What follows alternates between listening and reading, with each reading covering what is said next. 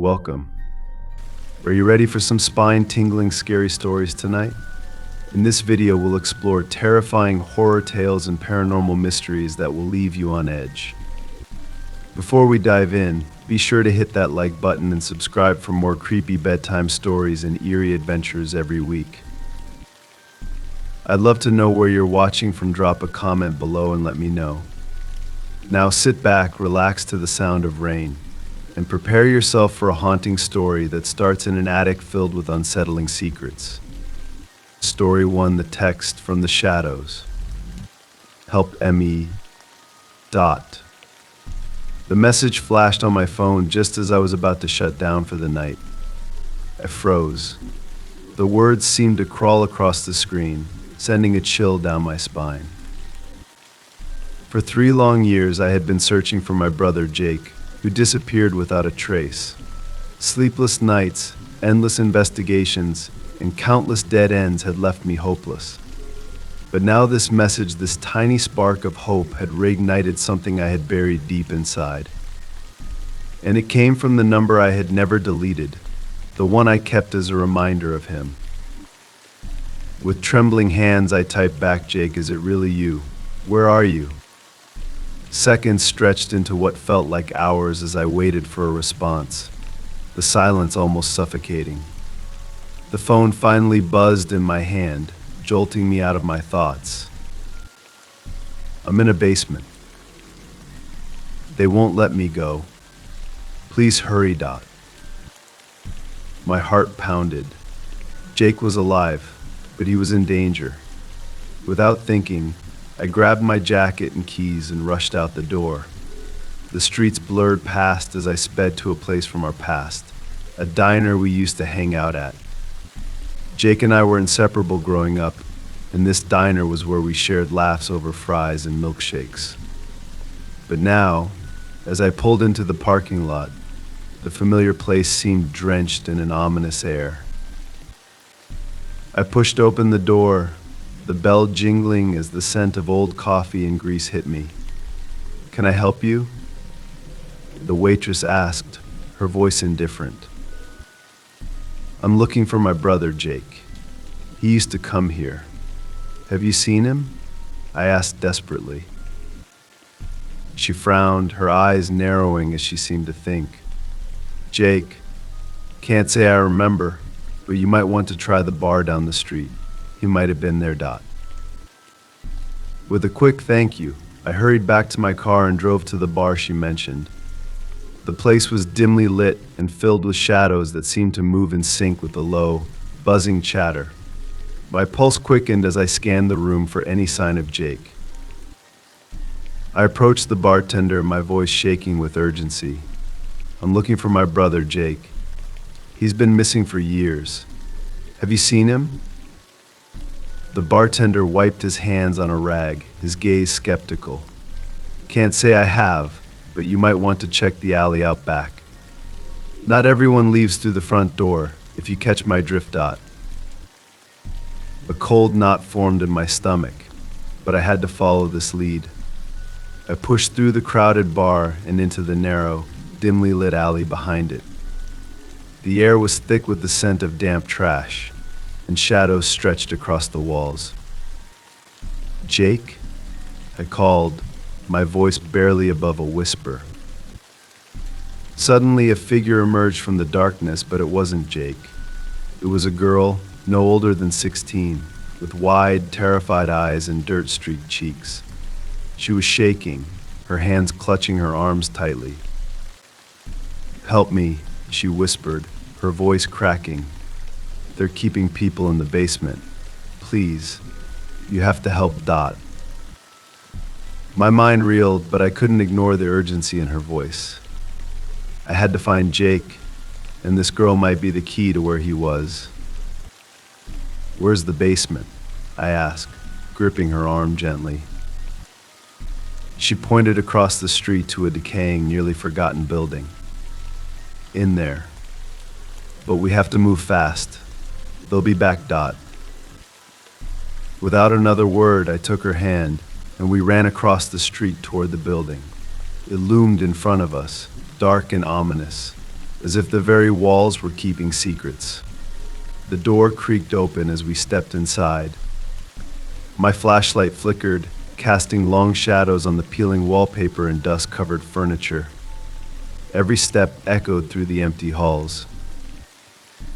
We found the basement door at the end of the hallway. It groaned as it opened, revealing a staircase that descended into pitch blackness. My phone's light barely cut through the thick shadows as we moved down.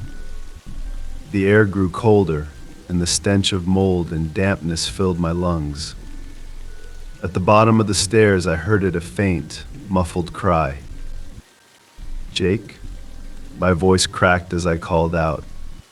A moment of silence, then a faint response. "Help. M.E. dot."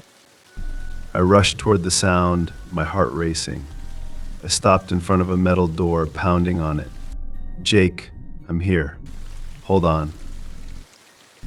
The girl tugged at my sleeve, panic in her eyes. "We need to find the keys. They lock people up down here, dot."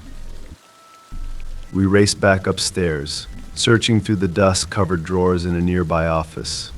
My hands were shaking, my mind racing with fear. Finally, I found an old, rusty keyring beneath a pile of papers. I grabbed it and ran back to the basement, fumbling to find the right key. The door clicked open and I flung it wide. There, standing in front of me, was Jake, disheveled, pale but alive. Tears stung my eyes as I rushed to him, pulling him into a tight embrace. "I thought I'd never see you again," he whispered, his voice weak and trembling. "You're safe now," I whispered back, holding him close. "We need to get out of here. Now, dot." Together we raced back up the stairs, the girl's footsteps following close behind us. As we stepped out into the night, the oppressive air seemed to lift. For the first time in years, I felt the weight of despair lift from my chest. Jake was safe, and no one, nothing was going to take him away from me again. Story 2, the photograph of the lost girl. Cleaning out my late grandmother's attic was bittersweet. The air was thick with dust, and the smell of aged wood mixed with fading memories. I shifted through old boxes filled with trinkets, yellowed letters, and childhood toys, each one a small fragment of the life we once shared. My grandmother had been the rock of our family, a source of warmth, love, and endless wisdom. But now, all that remained were the objects she left behind.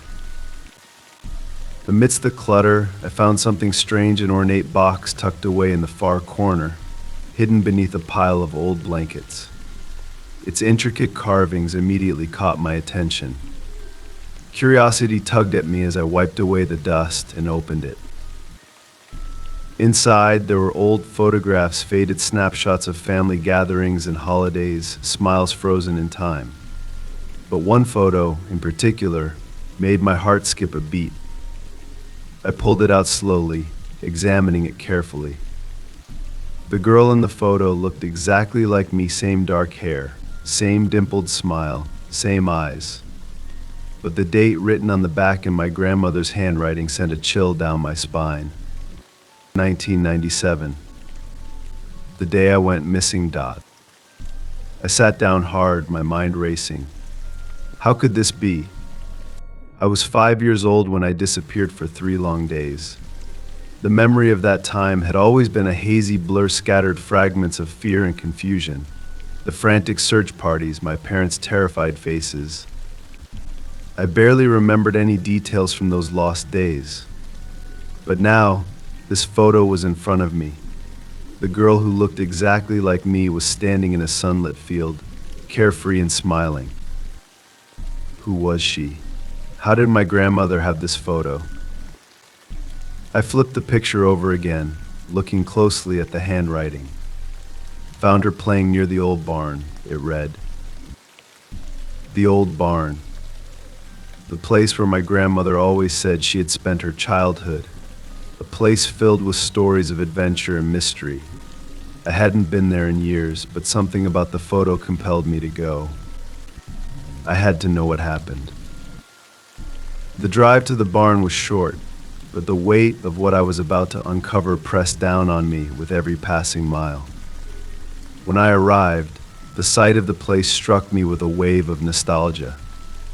The barn was weathered and worn, its wooden walls sagging under the weight of time. But it stood just as it had for decades. I stepped out of the car and walked cautiously toward the entrance. Sunlight streamed through cracks in the walls, casting dusty beams across the dirt floor. Everything looked the same, like it had been frozen in time. I could almost hear the echoes of my grandmother's stories, the laughter of long forgotten childhood adventures. I wandered around, hoping that anything would spark a memory. Then, I saw a patch of wildflowers growing just outside the barn, their colors bright and vibrant, swaying gently in the breeze. They were the same flowers from the photo. My heart pounded as I knelt beside them. Memories began flooding back, running through the field as a child, the warmth of the sun on my face, the sound of distant laughter. But there was something darker lurking in those memories. Shadows. I remembered seeing shadows moving in the distance. I remembered the feeling of being watched. Suddenly, a voice broke through my thoughts. "Can I help you?" I turned to see an older woman standing at the entrance of the barn. Her expression was a mix of concern and curiosity. "I found this photo," I stammered, holding it up for her to see. "This girl, she looks like me. I think it's from the day I went missing." Her eyes widened in recognition. "That was a long time ago. I remember when you disappeared. The whole town was looking for you." My heart raced. "But I don't remember much about that day," I admitted. "I think I've been here before, but the memories are so blurred." She stepped closer, her voice soft. "You might want to talk to my husband. He was the one who found you in the field and brought you back to your parents." I felt a shiver run down my spine. "Your husband? He found me?" She nodded, gesturing toward a nearby house. "Come with me. He might be able to help you remember." We drove in silence, the weight of her revelation hanging in the air. I couldn't shake the feeling that something monumental was about to be uncovered. When we arrived at their house, I followed her inside, my mind racing with questions. Her husband was an elderly man, seated in a recliner. His face was calm, but his eyes were sharp, penetrating. As soon as he saw me, recognition flickered across his face. "I remember that day clearly," he said, his voice gravelly with age. "You were playing in the field, all alone.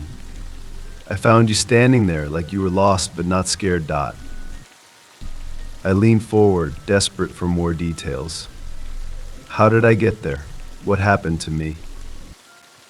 He paused, gathering his thoughts. "You told me you were playing a game, but you didn't remember where you came from. You seemed confused, like you were in a trance." His words unlocked something deep inside me. I remembered now the shadows, the feeling of being watched. But more than that, I remembered a figure. A man standing in the distance, watching me. "Did I say anything about anyone else?" I asked, my voice trembling. He hesitated. "You mentioned a man. You said he had been watching you, but you didn't know who he was." A cold chill crept over me as the puzzle pieces began to fall into place. The man, the shadows. I had buried the memories deep, but they were resurfacing now, and they terrified me. "Why didn't anyone talk about this?" I asked, my voice barely above a whisper. The old man's expression darkened. "Your parents were too scared. They didn't want to dwell on what might have happened. They were just grateful you were back." I nodded, trying to process everything. The girl in the photograph, the lost days, the figure watching me from the shadows, it was all connected. But what had really happened during those 3 days? And who was the man who had been watching me? As I left their home, I felt lighter but haunted. I still had so many questions, but at least now I had some answers. The photo had opened a door to my past, and I knew that to move forward, I would have to confront the shadows of my lost days. Story 3: The Girl on the Swing. It was a crisp autumn afternoon, the kind of day where the smell of fallen leaves and the sound of distant laughter filled the air. I decided to take a walk through the park, hoping to clear my head after a long, stressful week. The sun filtered through the trees, casting dappled shadows on the ground as I strolled along the path.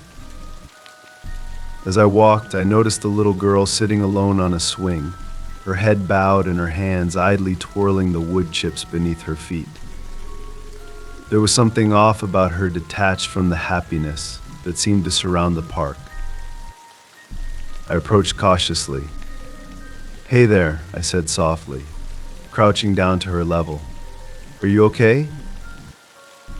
She looked up at me, her big brown eyes glistening with unshed tears. "I can't find my mom," she whispered, her voice trembling. My heart sank. "Where did you last see her?" The girl pointed toward the playground. "Over there by the slide dot." I looked in the direction she indicated but didn't see anyone who looked panicked or concerned. I held out my hand. "Come on, let's go find her together, Dot." She took my hand without hesitation, her grip small and fragile, and we walked toward the playground. I scanned the area, looking for anyone who might be searching for a missing child. "Excuse me," I called out to a group of parents nearby. "Is anyone missing a little girl?" They glanced around, confused, but no one claimed her. I felt a twinge of anxiety. The little girl tightened her grip on my hand as we approached the slide. "Mommy," she cried out, her voice breaking with desperation. I turned, expecting to see a relieved mother rushing over. Instead, a woman stepped forward with a pale face, her eyes wide with shock. "Is this your daughter?" I asked, relieved that we'd found her. But the woman shook her head, her voice trembling. "No, I don't know her. I thought she was lost, too, Dot." Confusion washed over me. "What do you mean?" She said she couldn't find her mom, Dot. The woman stepped closer, her expression filled with dread. "My daughter's at home. She hasn't been to this park today, Dot." I looked down at the little girl, now staring at the ground, her expression unreadable. "What's your name, sweetheart?" I asked, trying to stay calm. "Emma," she replied softly, still avoiding eye contact. A chill ran down my spine. Something was wrong. "Emma, do you know where your mom is?" She shook her head, her earlier confidence slipping away. I turned to the woman, whose face had turned ashen. Before I could ask another question, a park ranger approached us, concern etched into his features. "Is everything all right here?" The woman spoke first. "She's not my daughter," she explained, gesturing to Emma. "I don't know who she is, Dot." The ranger frowned, turning to me. "Where did you find her?" I pointed back to the swing set. She was sitting by herself. "I thought she was lost, Dot." His expression darkened. "That's strange. I've been patrolling this area all day, and I haven't seen a little girl alone, Dot." My heart began to race as the pieces didn't seem to add up. I looked back at Emma, who stood frozen next to me, her small body trembling. "Emma," I said gently, trying to reassure her, "do you know where you came from?" She shook her head again, her eyes welling with tears. The ranger pulled out his phone, probably to call for backup. The atmosphere grew tense, the confusion thickening as none of us could understand what was happening. How could a child just appear and have no one looking for her? I knelt down beside her. Emma, do you know how you got here? For a moment she stayed silent, her lips quivering. Finally she whispered, I don't know. I just wanted to play Dot. A deep sense of dread settled in the pit of my stomach. The ranger was now on the phone with someone, talking in hushed tones. The woman who had initially come forward was staring at Emma, her expression a mixture of concern and disbelief. Minutes passed in uncomfortable silence until another woman arrived, breathless and flushed with panic. What's going on? She asked, looking at all of us, her eyes full of confusion. The ranger stepped forward. Do you know this little girl? He asked, pointing to Emma. The woman looked at Emma, then back at us, shaking her head. No, I don't.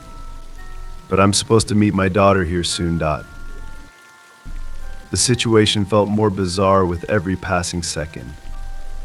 Emma stood between us, a small, quiet figure amidst the chaos. The ranger knelt down to Emma's level, speaking softly. Can you tell us where you live, Emma? Maybe your address? She shook her head again, tears spilling down her cheeks. I don't remember Dot.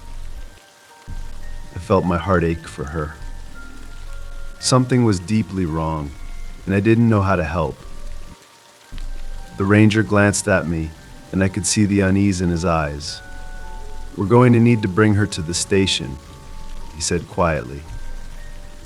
We have to figure out who she is and where she belongs, Dot. We started walking toward the park office. The tension was thick, and I could feel Emma's small hand trembling in mine as we moved forward.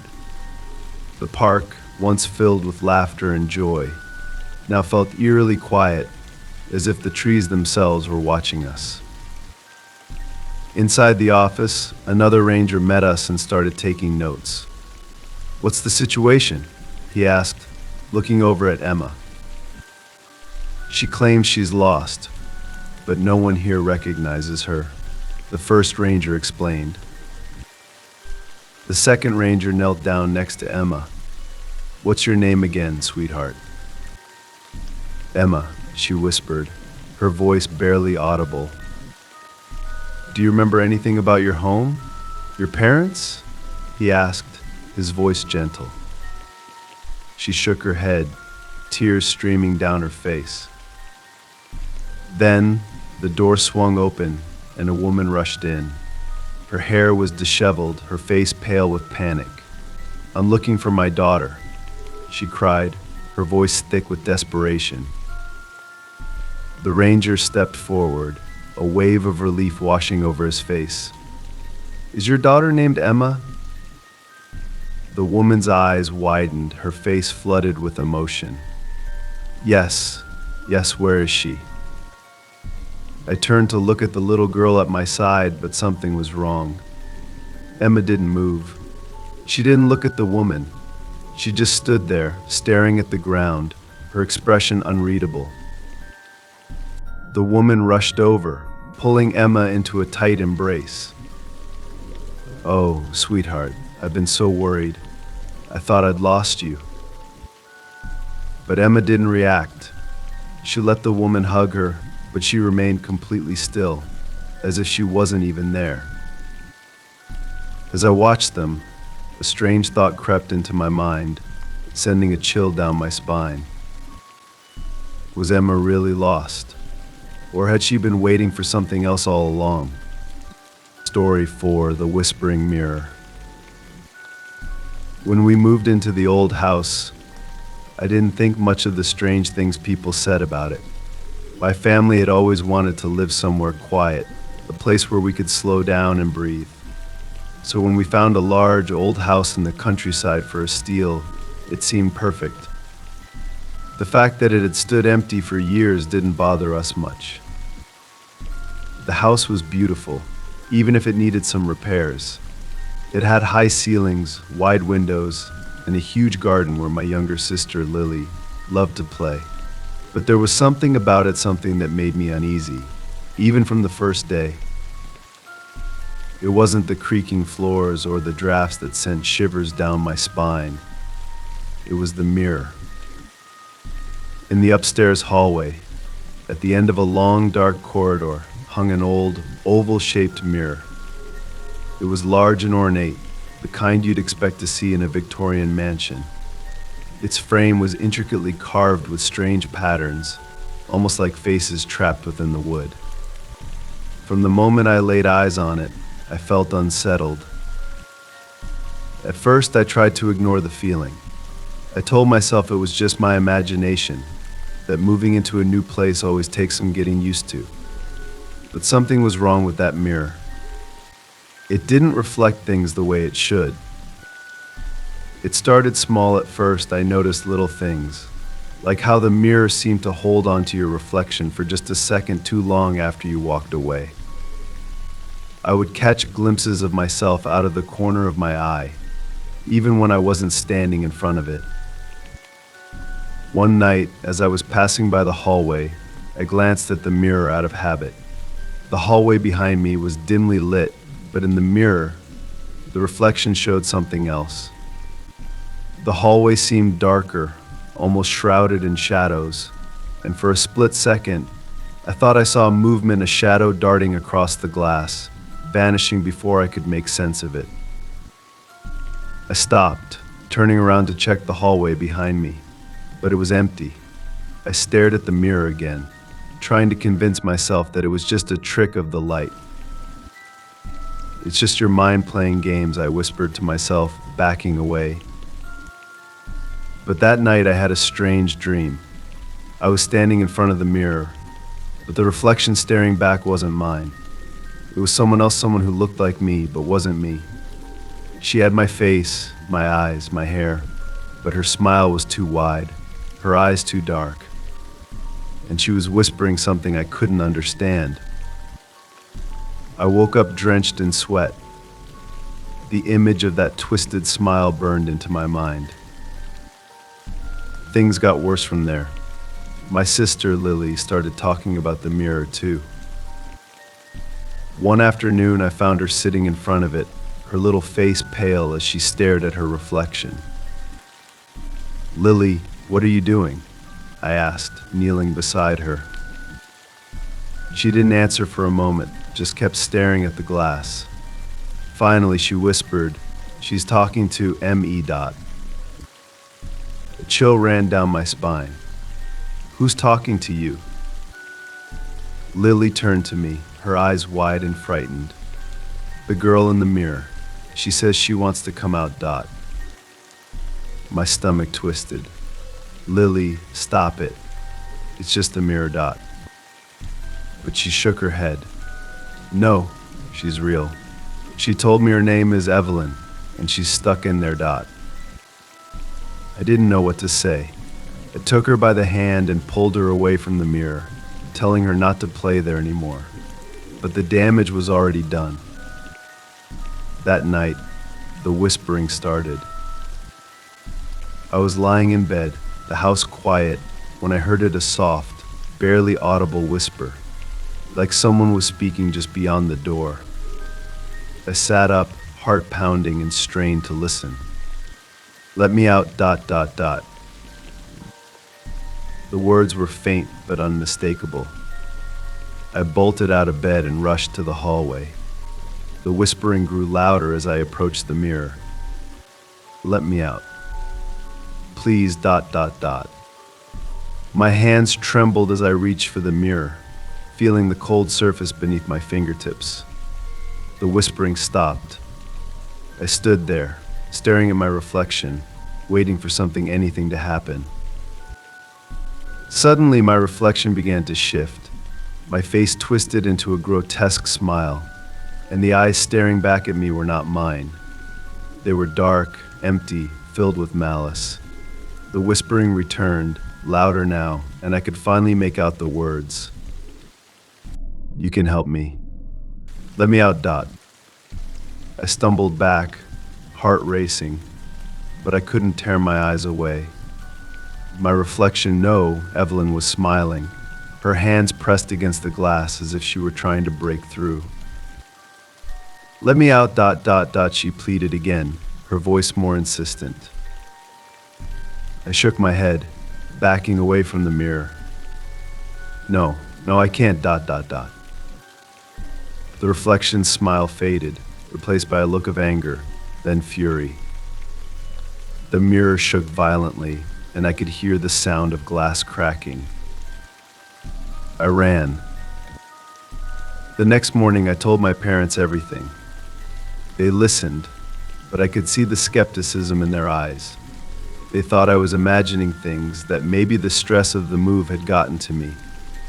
But Lily backed me up, telling them about Evelyn, the girl in the mirror who spoke to her. My parents decided it was best to take the mirror down, at least for our peace of mind. My dad pulled it off the wall and placed it in the attic, covering it with a heavy cloth. But even after the mirror was gone, I couldn't shake the feeling that Evelyn was still watching. For weeks after, I avoided the attic. The house felt quieter, but the memory of that twisted reflection haunted me. I started to believe that maybe, just maybe, Evelyn had been real.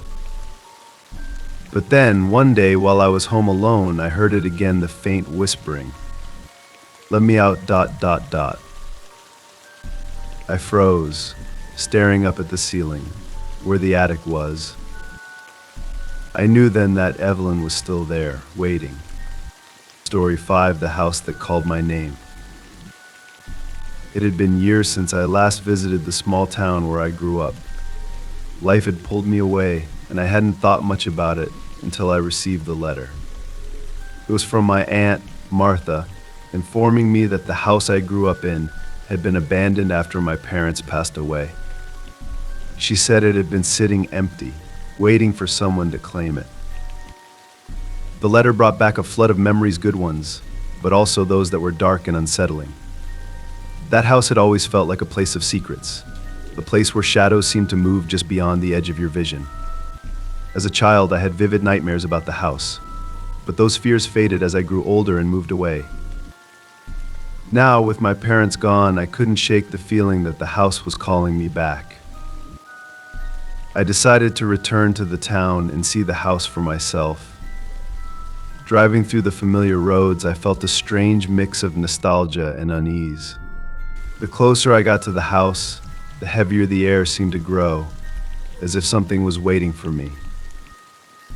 When I finally arrived, the sight of the house sent a shiver down my spine.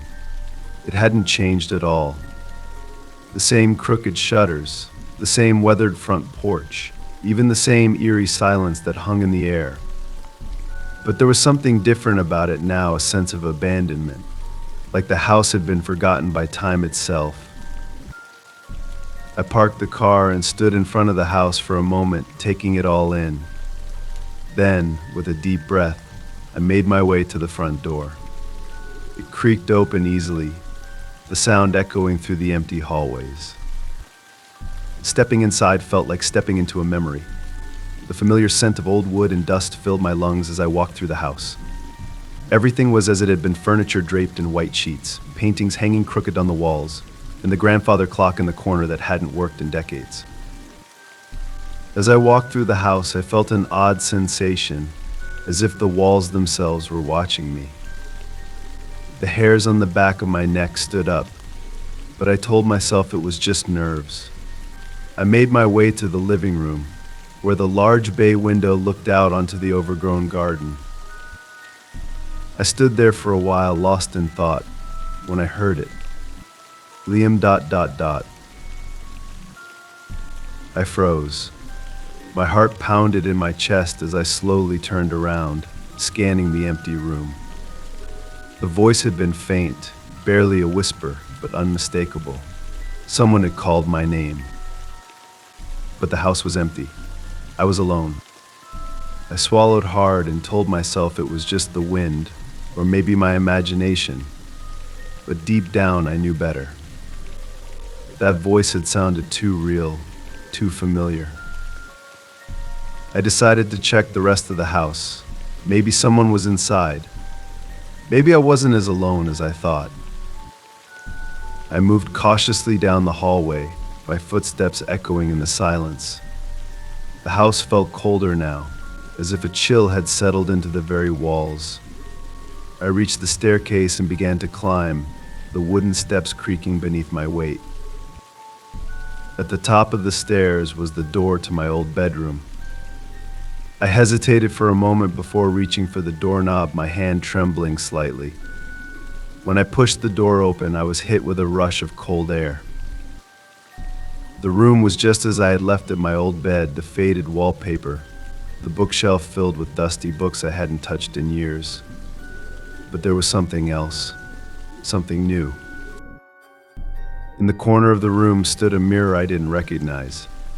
It was tall and old, the frame made of dark wood that was intricately carved with strange, twisting designs. I stepped closer, the hairs on the back of my neck standing on end. I stared at my reflection, but something was off.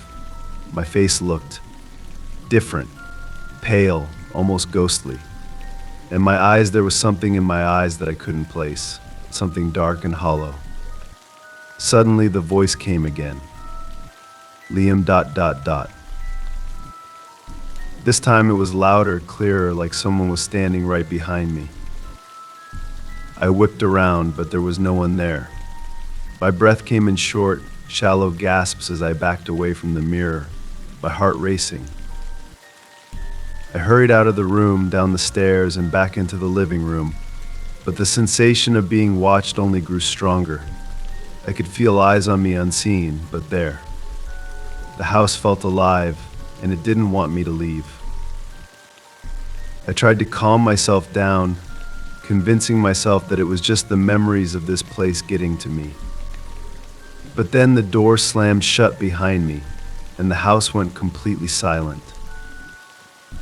The air was thick with tension, and I could feel the weight of the house pressing down on me. I needed to get out, but my feet wouldn't move. It was as if the house itself had rooted me in place. And then I saw her. Standing in the doorway, just barely visible in the dim light, was a woman. Her face was shrouded in shadow, but her eyes, they were cold, dark, and fixed on me. She was dressed in an old-fashioned gown, her hair long and tangled, and she didn't move. She just stared. I wanted to scream, to run, but my body refused to respond. I was trapped, frozen in place as the woman slowly stepped toward me, her eyes never leaving mine. Liam ... she whispered, her voice low and haunting. I don't remember how I got out of the house. The next thing I knew, I was outside, gasping for air, the front door slamming shut behind me. I didn't look back. I couldn't. I ran to my car and sped away, my hands shaking on the steering wheel. I didn't stop driving until I was miles away, the house just a distant memory in the rearview mirror. But even now I can still hear her voice calling my name. And I know deep down that one day the house will call me back. Story 6, The Figures in the Fog. The fog rolled in thick and heavy that night, blanketing the town in a cold, eerie mist. I had never seen anything like it before, so dense that I could barely see a few feet in front of me. It was unsettling, especially on a night when I had to walk home from work. I zipped up my jacket and stepped out of the small cafe where I worked, pulling my hood over my head as I began the slow trek home. The streets were unusually quiet, the typical buzz of late-night city life muted by the fog. My footsteps echoed unnervingly against the damp pavement. The fog seemed to swallow everything, distorting shapes and sounds. It was disorienting, making me feel like I was walking in circles even though I knew the way home by heart. As I made my way through the deserted streets, I started to feel uneasy. Something wasn't right. The fog wasn't just thick, it felt wrong, almost alive, as if it were watching me. I quickened my pace, my eyes darting around for any sign of movement. Then I saw it. Out of the corner of my eye, a figure appeared, just barely visible through the fog. It was tall and motionless, standing at the edge of the sidewalk, shrouded in the mist. I stopped in my tracks, my heart pounding in my chest. I squinted, trying to make out its features, but it was too far, too cloaked in the fog to see clearly. "Hello," I called out, my voice shaky. No response. The figure remained still, almost statue-like, its presence unnerving. I swallowed hard and decided to keep moving, walking faster now. As I passed the spot where the figure stood, I glanced back over my shoulder. It was gone. A cold shiver ran down my spine. I tried to shake it off, telling myself it was just a trick of the fog, an illusion. But the feeling of being watched wouldn't leave me. The fog felt thicker now, closing in around me like a blanket of cold, wet air. I could barely see a few feet ahead. Suddenly, I heard footsteps behind me. I froze, my heart racing. Slowly, I turned around. Another figure stood in the fog, closer this time. It wasn't moving, but it was there, tall, looming, its features hidden in the mist. My throat went dry as fear tightened its grip on me. "Who's there?" I called out, my voice trembling. No answer. The figure didn't move, didn't speak. It just stood there, watching. I took a step back, my breath coming in short gasps. Something was very wrong. The fog felt suffocating, pressing down on me from all sides. Without thinking, I turned and ran. The fog swallowed me as I sprinted down the street, my heart pounding in my ears. I didn't know where I was going, only that I had to get away from whatever that was. But no matter how fast I ran, the footsteps followed. They were slow and deliberate, but they never stopped, echoing through the fog, growing louder with every step. I glanced back, panic rising in my chest. There was another figure, even closer now. I stumbled, nearly tripping over my own feet, but I didn't stop. I couldn't. My lungs burned and my legs ached, but the fear driving me forward was stronger than the pain. The fog seemed endless, the street stretching out before me like a nightmare that wouldn't end. I couldn't see anything, just the thick, white mist and the dark figures that seemed to multiply behind me. I turned a corner, hoping to lose whatever was following me, but as I did, I stopped dead in my tracks. Ahead of me, barely visible through the fog, stood another figure. This one was different. It was hunched over, its limbs long and twisted, its head cocked at an unnatural angle. It looked like a grotesque shadow, barely human. I stumbled back, my breath catching in my throat. The figure in front of me didn't move, but I could feel its eyes on me, watching, waiting. Then, out of the silence, I heard a low, guttural whisper. "Come closer, ... The voice seemed to come from the fog itself, wrapping around me like a cold hand. I shook my head, backing away.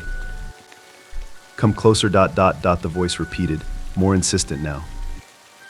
I turned to run, but the fog was everywhere. The figures were everywhere. No matter which way I looked, they stood there, watching, waiting, their dark shapes barely distinguishable from the mist. My mind raced, trying to make sense of what was happening. I didn't know where to go, didn't know how to escape. The fog was too thick, too disorienting. Finally, I spotted a streetlight in the distance, its faint glow barely cutting through the fog. I ran toward it, hoping it would offer some kind of refuge, some kind of clarity. As I reached the light, I stopped beneath it, panting and gasping for air. The fog swirled around me, but under the light, it seemed less oppressive. I looked around, scanning the streets. The figures were gone. The footsteps had stopped. The whispers had faded into silence. It was as if the fog had swallowed them whole, leaving nothing but the empty streets behind. I stood there for what felt like hours, my heart still racing, my body trembling. The fog hung in the air, thick and heavy, but the figures, the ones that had been chasing me, had disappeared. I didn't know what had just happened, didn't know if I had imagined the whole thing, but I wasn't going to stick around to find out. I ran the rest of the way home without looking back, the eerie silence of the fog lingering in my mind. Even now, when the fog rolls in thick and heavy, I stay inside, because I know they're still out there, hidden in the mist, watching and waiting for someone else to come too close. Story 7, The Shadow Under the Bed. When I was a kid, I had an intense fear of the dark.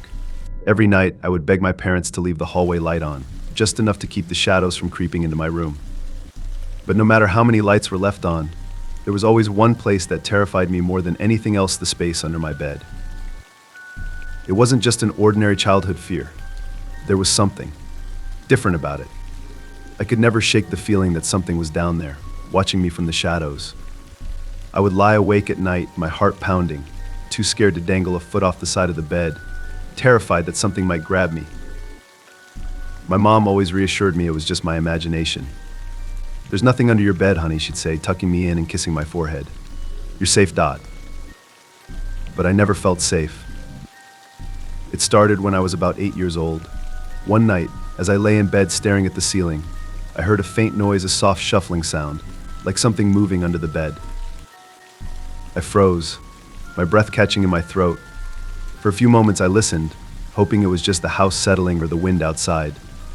But then I heard it again, a deliberate, quiet scraping noise, like something was shifting beneath me. I pulled the covers tighter around myself, too afraid to move. My heart raced as I strained to hear, every muscle in my body tense. "It's nothing," I whispered to myself, trying to calm down. "It's just your imagination, Dot." But the sound didn't stop.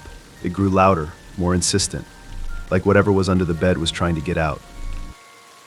I squeezed my eyes shut, pulling the blanket over my head, praying that it would go away. After what felt like an eternity, the noise stopped. Silence filled the room, but I didn't move. I stayed there, huddled under the blankets, until I finally drifted off to sleep. The next morning I tried to forget about it. I told myself it had just been a bad dream. But as the days went on, the noises continued. Every night, the soft shuffling sound would return.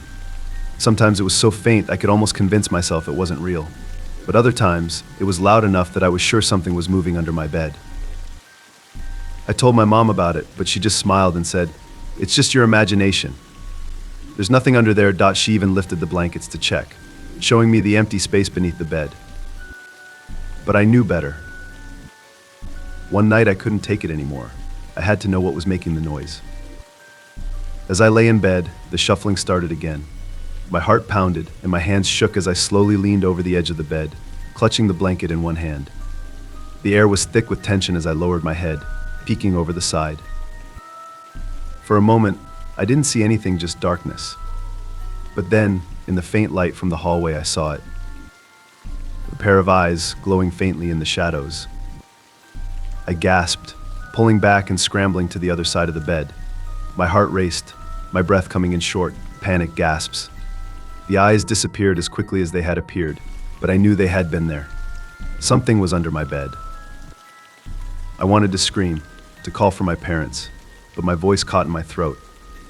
I didn't want whatever was under the bed to know I'd seen it.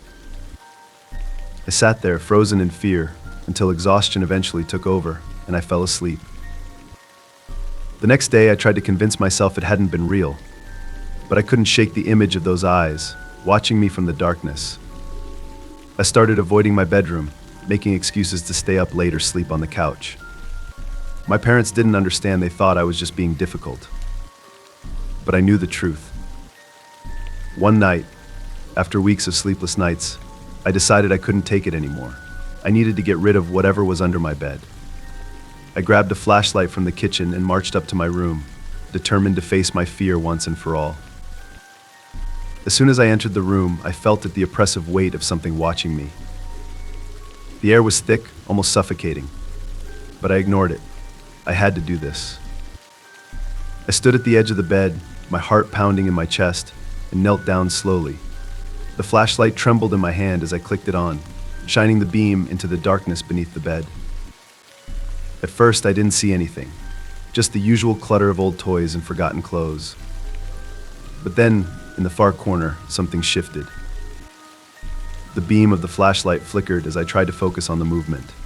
I leaned in closer, squinting into the darkness. That's when I saw it. A hand.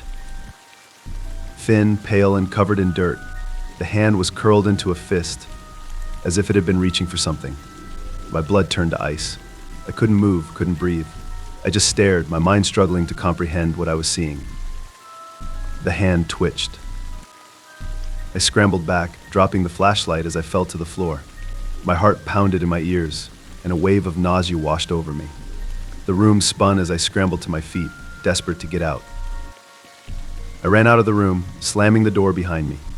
My parents found me sitting at the top of the stairs, shaking and unable to speak. After that night, I refused to sleep in my room. My parents, concerned but still unconvinced, finally decided to move my bed and clean out the space underneath. They found nothing, of course, just some old boxes and forgotten toys. But I knew what I had seen. We moved a few months later, and I never had to go back to that room. But even now, as an adult, I still can't sleep with my bed against the wall. I keep it in the center of the room, and I never, ever let my hand dangle over the edge. Because I know deep down that something is still there, waiting. Story 8, The Silent Watcher. I'd never believed in ghosts or spirits. To me, they were just stories meant to scare kids or entertain people with overactive imaginations. But all that changed the night I moved into my new apartment. The building was old, but the rent was cheap, and as a college student, I couldn't be picky. It was a quiet place, tucked away on a narrow street with hardly any foot traffic. The landlord mentioned that the previous tenant had left in a hurry, but I didn't think much of it. People move all the time. My first few days there were uneventful unpacking, settling in, and getting used to the creaks and groans of an old building. But on the fourth night, things started to feel different. It was subtle at first. I would catch glimpses of movement out of the corner of my eye, but every time I turned to look, there was nothing there. It didn't bother me much, though. I figured it was just my mind playing tricks on me as I adjusted to the new place. But then, the feeling started. The feeling that I wasn't alone. It always happened at night. I'd be sitting in the living room, watching TV or studying, and suddenly I'd get this overwhelming sensation that someone was watching me. It was unnerving, like a pair of eyes was fixed on me from somewhere in the room. At first, I tried to brush it off. I told myself it was just paranoia, that it was normal to feel uneasy in a new place. But the feeling grew stronger each night, more intense, until I couldn't ignore it anymore. One night, as I sat on the couch, that sensation returned, stronger than ever. I glanced around the room, my heart starting to race.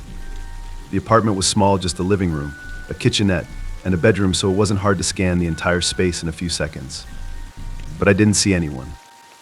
Still, I couldn't shake the feeling that someone was there, lurking just beyond my sight. That's when I noticed it. Out of the corner of my eye, I saw a shadow in the hallway. It was faint, barely noticeable, but it was there, a dark figure standing just outside my bedroom door. I froze, my heart hammering in my chest. I stared at the hallway, willing myself to believe that it was just a trick of the light, that my mind was playing games. But the shadow didn't move. It just stood there, watching me. I blinked, and it was gone. I barely slept that night, too afraid to close my eyes. I kept telling myself it was my imagination, that it had to be a shadow cast by something outside, or maybe a reflection from the streetlight.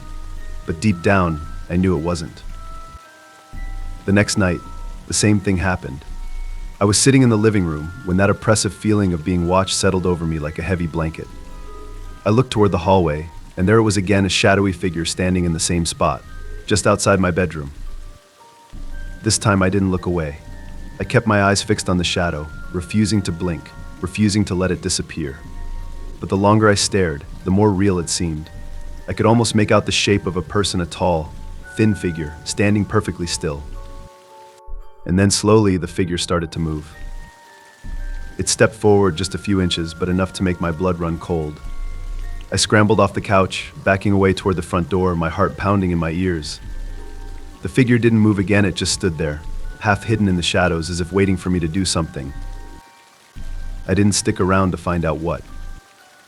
I grabbed my keys and ran out of the apartment, not stopping until I was outside on the street, gasping for breath.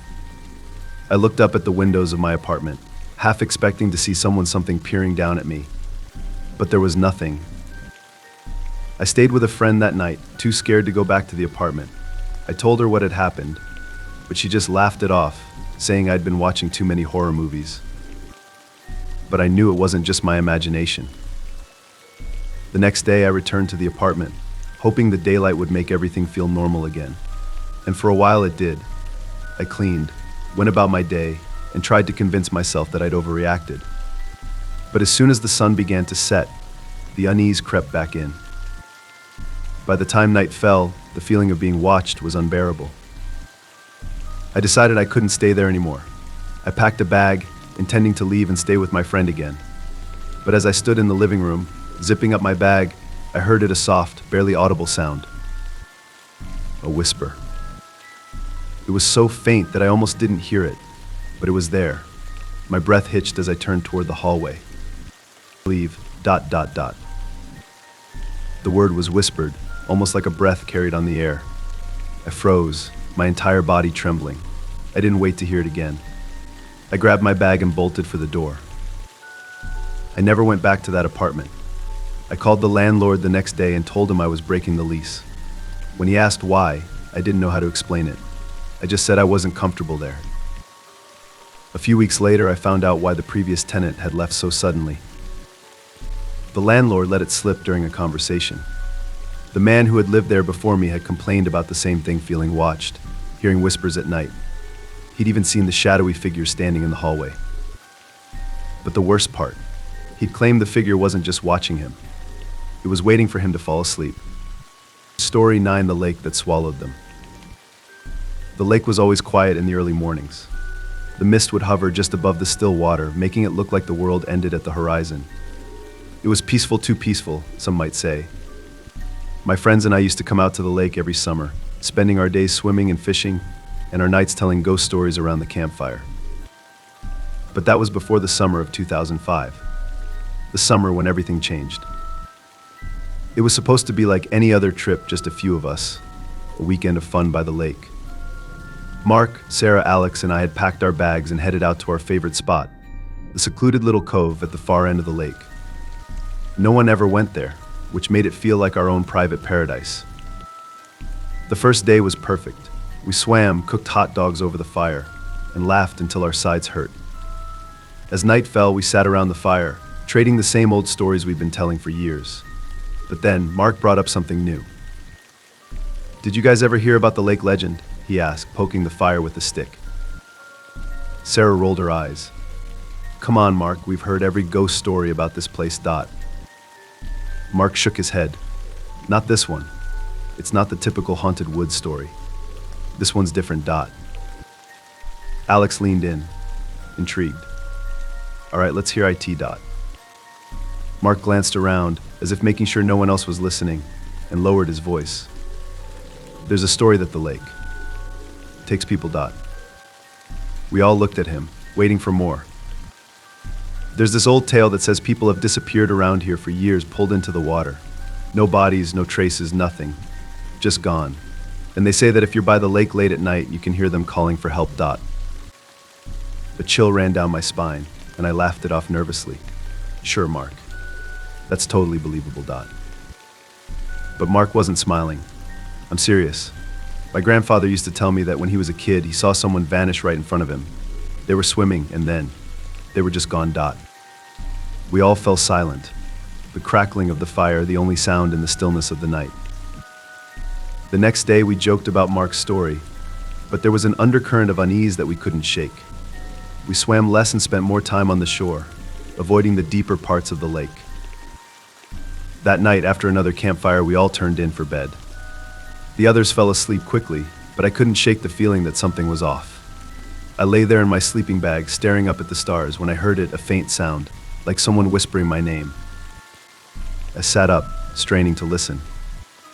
"Jack ... The voice was soft, carried on the wind, barely audible over the rustling of the trees. I glanced around, but everyone else was asleep. The fire had burned down to embers, casting long shadows across the campsite. "Jack ... I froze. It was coming from the lake. I stood up slowly, my heart pounding. The voice was clearer now, still soft but unmistakable. Someone was calling me from the water.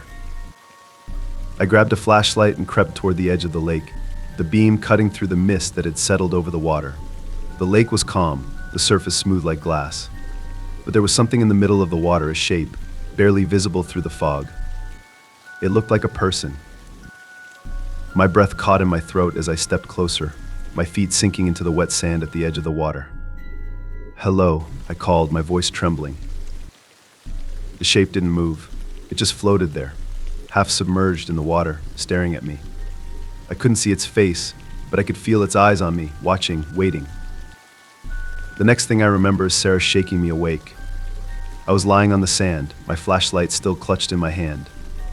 The sun was just beginning to rise, casting a pale light over the lake. "What the hell are you doing out here?" Sarah asked, her voice full of concern. I sat up, dazed and confused. I don't know," I muttered. "I heard something. Someone calling me. Sarah frowned. "You were sleepwalking, Jack. You scared the hell out of me. I found you lying right at the water's edge. I blinked, trying to make sense of what had happened. It felt like a dream, vivid but unreal. But the dampness on my clothes and the sand clinging to my skin told me otherwise. I wasn't sure what to say. I hadn't been sleepwalking. I knew I hadn't. I'd heard something calling me from the lake. The rest of the day passed in a tense, uneasy silence. No one mentioned what had happened the night before, but I could tell everyone felt it, the growing sense of dread that hung over us like a storm cloud. That night I couldn't sleep. Every time I closed my eyes, I saw that figure in the lake, staring at me from the mist. I tossed and turned, trying to shake the image from my mind, but it wouldn't go away. Then I heard it again. Jack ... The voice was clearer this time, more insistent. I bolted upright, my heart racing. The others were still asleep, unaware of the voice calling my name. I grabbed my flashlight and climbed out of the tent, my hands trembling. I didn't want to go back to the lake, but something was pulling me toward it, something I couldn't explain. I reached the shore, and there it was again. The figure, floating in the middle of the lake, barely visible through the mist. But this time it wasn't alone. There were others. Shapes, dark and indistinct, bobbed on the surface of the water. I counted 6 figures, all floating silently in the mist, their eyes fixed on me. "Jack, come closer ... the voice whispered. I took a step back, fear gripping my chest. "What do you want?" I called, my voice shaking. "Come closer ... the voice repeated. I turned to run, but my feet wouldn't move. It was as if the water itself was pulling me in, dragging me toward the figures that waited in the mist. I stumbled, falling to my knees in the sand, the flashlight slipping from my grasp.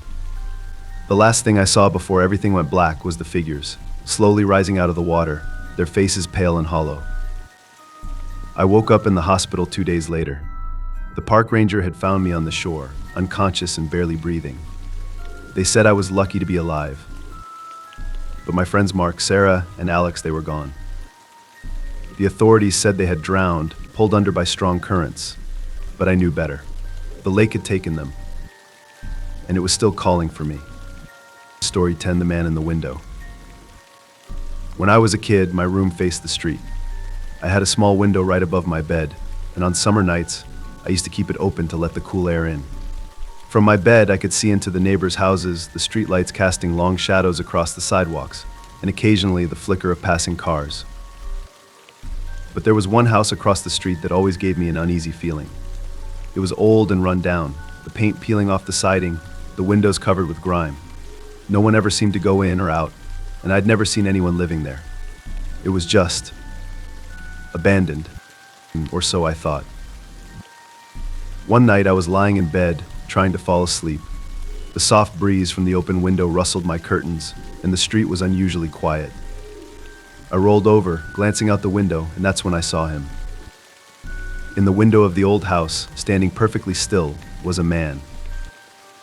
He was tall, with dark hair and pale skin, and he was staring directly at me.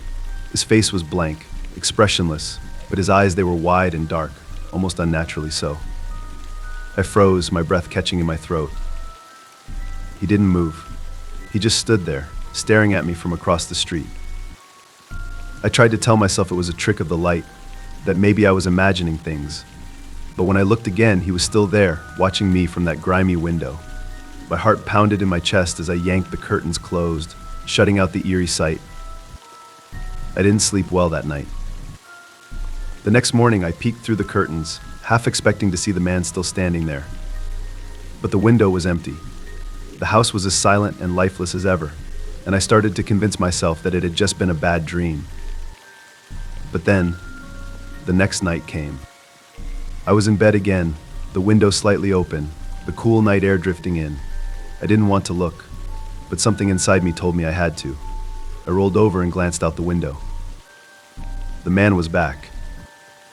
He was standing in the same spot, staring at me with those wide, unblinking eyes. My chest tightened as panic surged through me. I quickly closed the window, locking it this time, and pulled the curtains shut. But even with them closed, I couldn't shake the feeling that he was still there, watching me through the fabric. I told my parents about it the next morning, but they brushed it off. "There's no one living in that house, Jack," my mom said with a laugh. "You've just got an overactive imagination, Dot." But I knew what I saw. I knew he was real. Every night for the next week, the man was there, always in the same spot, always watching me from that filthy window. I stopped opening my curtains entirely, trying to block him out. But even with the curtains closed, I couldn't shake the feeling that he was still staring at me, that his eyes were still on me. One night I woke up in the middle of the night, drenched in sweat. I didn't know what had woken me, but I had the overwhelming sense that something was wrong. I sat up in bed, my heart racing, and glanced toward the window. The curtains were open. I froze, panic flooding my veins. I knew I had closed them before going to bed. I knew I had locked the window. But there they were wide open, the moonlight streaming in. And standing in the window of the house across the street was the man. But this time, he wasn't just standing there. He was closer. His face was pressed against the glass, his eyes wide and unblinking, and he was smiling. A slow, unnatural smile that sent chills down my spine. I scrambled out of bed, bolting down the hallway to my parents' room. I tried to tell them about the man, about the open window, but they were half asleep and told me I was just having nightmares. I ended up sleeping on their floor that night, too afraid to go back to my room. The next day, I didn't open the curtains at all. I kept my window locked, my door closed, trying to pretend that everything was normal. But that night, as I lay in bed, I heard something. A tap. It was faint, barely audible, but it was there. A soft, rhythmic tapping sound coming from the window. I pulled the covers over my head, my heart pounding in my ears. I didn't want to look, didn't want to see what was outside, but the tapping didn't stop. Slowly, I peeked out from under the covers, my eyes drifting toward the window. The man was there, outside my window. His face was pressed against the glass, his breath fogging up the pane as he tapped gently with his fingers. His eyes were wide, dark, and empty, and his smile was even wider now, stretching unnaturally across his face. I screamed. My parents came running, flipping on the lights, but by the time they reached my room, the man was gone. The window was closed, locked just as I had left it, and the curtains were drawn. But I knew what I had seen. I knew he had been there. After that night, I refused to sleep in my room. I moved into the guest room, keeping the door locked every night. I never opened the windows again, and I made sure the curtains were always drawn. I don't know who or what that man was, but sometimes on quiet nights I can still hear the tapping. Story 11, the watcher in the hallway, a presence you can't escape. Sam always prided himself on being a logical person. He was the kind of guy who needed proof, evidence, something concrete before he'd believe in anything remotely supernatural. So when he moved into his new apartment in an old building on the outskirts of town, he didn't think twice about the rumors. People said the place was haunted, that strange things happened in the hallways at night. Sam just laughed it off, chalking it up to local ghost stories designed to spook newcomers. The apartment itself was perfect, small but comfortable, with a long, narrow hallway that led from the front door to the living room. The hallway had a series of old photographs lining the walls, images of the building from decades past, its former tenants staring out in black and white silence. Sam found them oddly charming, a nod to the building's history. But as the days passed, he started to notice something strange. It wasn't anything he could put his finger on at first, just a feeling like he wasn't alone. Sometimes, when he was walking down the hallway late at night, he'd feel a shiver run down his spine, a cold draft that seemed to come from nowhere. He told himself it was just the old building settling, the way old places tend to do. Then one night, while he was up late reading in the living room, he heard a faint sound coming from the hallway. It was a soft, rhythmic tapping, like someone drumming their fingers against the wall. Sam's first thought was that a neighbor was moving around upstairs, but the noise seemed to grow louder, more insistent, coming closer to his apartment door. Sam put down his book and walked to the hallway. As he approached, the tapping stopped abruptly.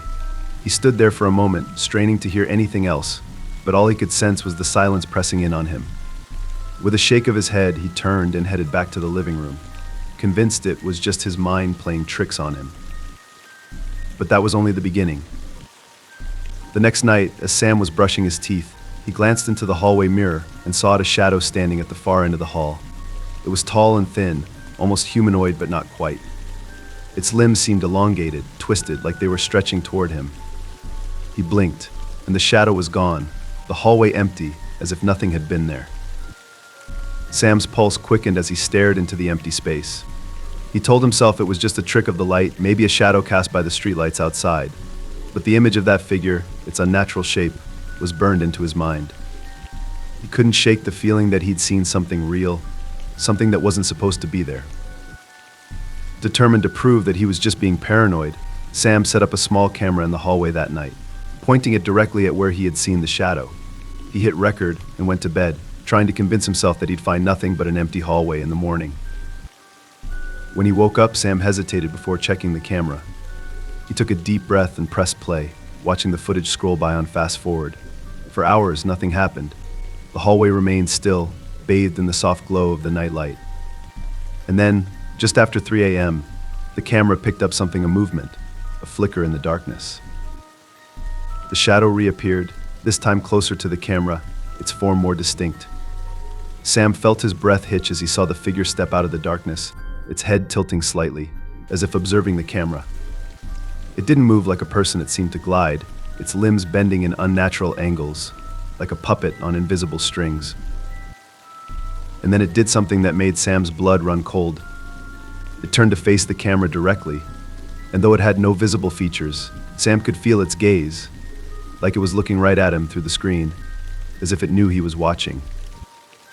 The camera suddenly cut to static, the screen filled with a burst of white noise, and when the image returned, the hallway was empty again. Sam stared at the screen, his hands shaking. He rewound the footage and played it again, over and over, but each time the figure vanished into the static, leaving him with more questions than answers. That night, Sam could hardly sleep. Every time he closed his eyes, he saw the shadow in the hallway, the way it seemed to reach out to him, calling to him in silence. He lay in bed, listening to the creaks and groans of the old building, every sound amplified in the darkness. Around 3 a.m., he heard it again, the soft tapping sound coming from the hallway. Sam sat up, his heart pounding, and turned on the light. The tapping stopped immediately, but he could feel a presence, a coldness in the air that seemed to press against his skin. He got out of bed and opened the door to the hallway, and there it was. The shadow stood at the far end of the hall, its head tilted to one side, watching him. Sam's breath caught in his throat as the figure took a step toward him, and then another, its movements slow and deliberate. He backed away, his hands shaking, and slammed the bedroom door shut. He grabbed his phone and dialed his best friend, Mark, who knew about the strange occurrences in the apartment. "Mark, I need you to come over right now," Sam said, his voice trembling.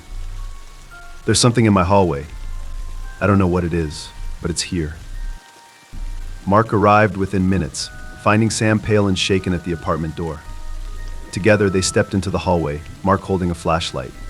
The beam of light sliced through the darkness, revealing nothing but the empty corridor. The shadow was gone. "You sure you saw something?" Mark asked, though his voice carried a note of doubt. Sam nodded, his face set with determination. "I'm not crazy, Mark. I've got footage of it. There's something here, watching me. I can feel it." Mark looked skeptical but agreed to stay the night on the couch. They set up a series of cameras, all pointing down the hallway, determined to catch whatever was haunting Sam's apartment. They watched the live feed in silence, waiting for something, anything, to appear. Around 3:15 a.m., the room seemed to grow colder, a chill settling over them. And then there was the shadow flickering into view at the end of the hallway. This time it didn't just stand there. It started to move, its limbs twisting, bending as it crept closer. Mark's eyes widened in disbelief. "What the hell is that?" he whispered. The figure moved to the nearest photograph on the wall, a picture of the building's original tenants, and touched it with one elongated finger. The glass cracked instantly, spiderwebbing across the surface, as the shadow's touch spread through the frame. Sam and Mark stared in horror as the shadow turned, and for the first time it spoke. A low, raspy whisper filled the air, words forming in a language neither of them understood. The hallway lights flickered, dimming to almost nothing, and the shadow seemed to grow, its form expanding, filling the space. "You have seen too much," it whispered, the voice sounding like it came from the walls themselves. "You are not welcome here." And just like that, the lights went out completely, plunging them into darkness. Sam felt a rush of cold air blast through the hallway, and when the lights flickered back on, the shadow was gone. The photographs on the wall had all shattered, their pieces littering the floor. Mark turned to Sam, his face pale and stunned. "We need to get out of here," he said. "Now." They grabbed what they could and bolted from the apartment, not stopping until they were outside in the crisp night air. Sam's mind raced as he tried to comprehend what had just happened. He knew that shadow wasn't just a ghost or a trick of the light, it was something far older, far darker. The next day, Sam decided to research the building's history. He discovered that it had once been a boarding house in the early 1900s, a place where people mysteriously vanished without a trace. The legend spoke of a figure known as the Watcher, an entity that dwelled in the hallways, feeding on the fear of those who lived there. The Watcher was said to be a guardian of the building's secrets, a sentinel that ensured the souls trapped within its walls never found peace. Those who saw the Watcher were marked, chosen to join the others lost in the building's endless corridors, never to be seen again. Sam moved out of the apartment that very week, but the memory of that night, the feeling of the Watcher's gaze upon him, never left. He could still see it sometimes, in the corner of his eye, in the darkened hallways of his new place. The tapping would start late at night, a reminder that he could never truly escape. And every time he looked into a mirror or a shadowed corner, he half expected to see it there, the Watcher, waiting, watching, ready to reclaim what belonged to it. Sam knew then that the Watcher wasn't bound to that old building. It had followed him, marked him, as one of its own. And no matter where he went, no matter how far he ran, it would always be there, lurking in the darkness, waiting for him to slip back into its grasp. Story 12, the clock that ticks backward, time moves against you. Elena had always been fascinated by antique shops, the kind that seemed to hold 1,000 secrets within their dusty shelves. One chilly afternoon, she wandered into a small, out-of-the-way store that she had never noticed before. The shop was packed with old furniture, faded books, and curiosities from another era. But what caught her eye was a peculiar clock, tucked away on a high shelf in the corner. It was a grandfather clock, tall and ornate, with a dark wooden frame and brass details that glinted in the dim light. The pendulum swayed back and forth, and its face was carved with delicate, intricate patterns. But what struck Alina as odd was the direction of its hands. They moved backward, ticking in reverse. Intrigued, she asked the shopkeeper about it.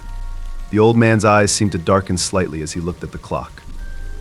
"Ah, the timepiece that defies time," he said with a crooked smile. "It's said to be a rare piece, one that doesn't just tell the hours, it changes them. People say it's cursed, but I think of it more as misunderstood." Alina, always a skeptic, laughed off the idea of a cursed clock. She loved the strange and the unusual, and this clock seemed like the perfect addition to her apartment. Without hesitation, she bought it, unaware of the darkness she was bringing into her life. When she got home, she placed the clock in her living room, its presence adding a touch of old-world charm to the space. She wound it up, listening to the satisfying click of its gears, and watched as the hands continued their backward journey. For a while, the clock was just an interesting conversation piece, a quirky relic from the past. But then, the strangeness began. Elena first noticed it when she was getting ready for work. She checked the time on her phone. It was 7:45 a.m.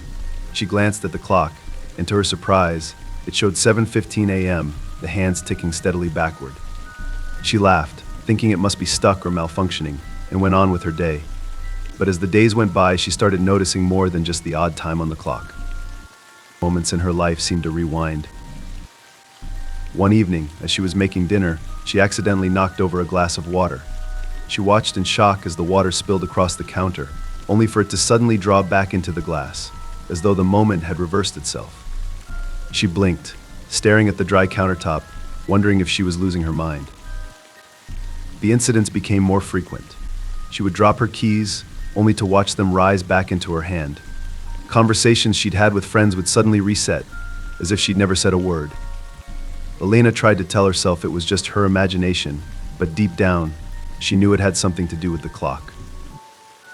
One night, as she lay in bed, she heard an extra tick, slow and deliberate, echoing through the quiet apartment. It was different from the regular rhythm of the clock. She sat up, listening, and felt a cold shiver run down her spine. The sound seemed to pulse through the walls, a heartbeat of time moving in reverse. She got out of bed and walked into the living room, her eyes fixed on the clock. The hands moved faster now, spinning backward in a blur, the ticking sound growing louder, almost like whispers hidden beneath the beat. She reached out to touch the clock, and the moment her fingers brushed its surface, everything stopped. The room went silent, frozen in place. She pulled her hand back in shock, and as soon as she did, the world snapped back to life, but not quite as it had been. The furniture was slightly different, the lights dimmer, and the air felt heavy, as if the room was filled with a presence she couldn't see. Elena's mind raced. She felt as though she had stepped into a different version of her own apartment, a place that looked the same but felt fundamentally wrong. The clock stood there, its hands ticking backward in a steady, relentless rhythm, almost as if it were mocking her. She decided she needed to get rid of it. This clock was more than just an antique, it was a gateway to something beyond her understanding. The next morning, she packed it up and drove to the antique store, determined to return it. But when she got there, the shop was gone, vanished, as if it had never existed. Elena stood on the empty sidewalk, her hands trembling. She checked the address, certain she was in the right place, but there was nothing there. Just a vacant lot, overgrown with weeds, with no sign that a shop had ever stood there. She drove home in a daze, the clock still in her back seat, ticking louder now, each sound like a knife against her nerves. She didn't know what to do. Every time she thought about smashing it, breaking it to pieces, a sense of dread filled her, as if the clock itself was warning her not to. That night, the strangeness reached its peak. Elena sat in her living room, staring at the clock, determined to confront it once and for all. As she watched, the clock's hands began to move faster, the ticking growing louder and louder, until it sounded like a roar in her ears. The pendulum swung wildly, back and forth, casting shadows that twisted across the walls. Suddenly, the air around her seemed to ripple, and Elena felt herself pulled backward. It was as if time itself had snapped, yanking her out of the present.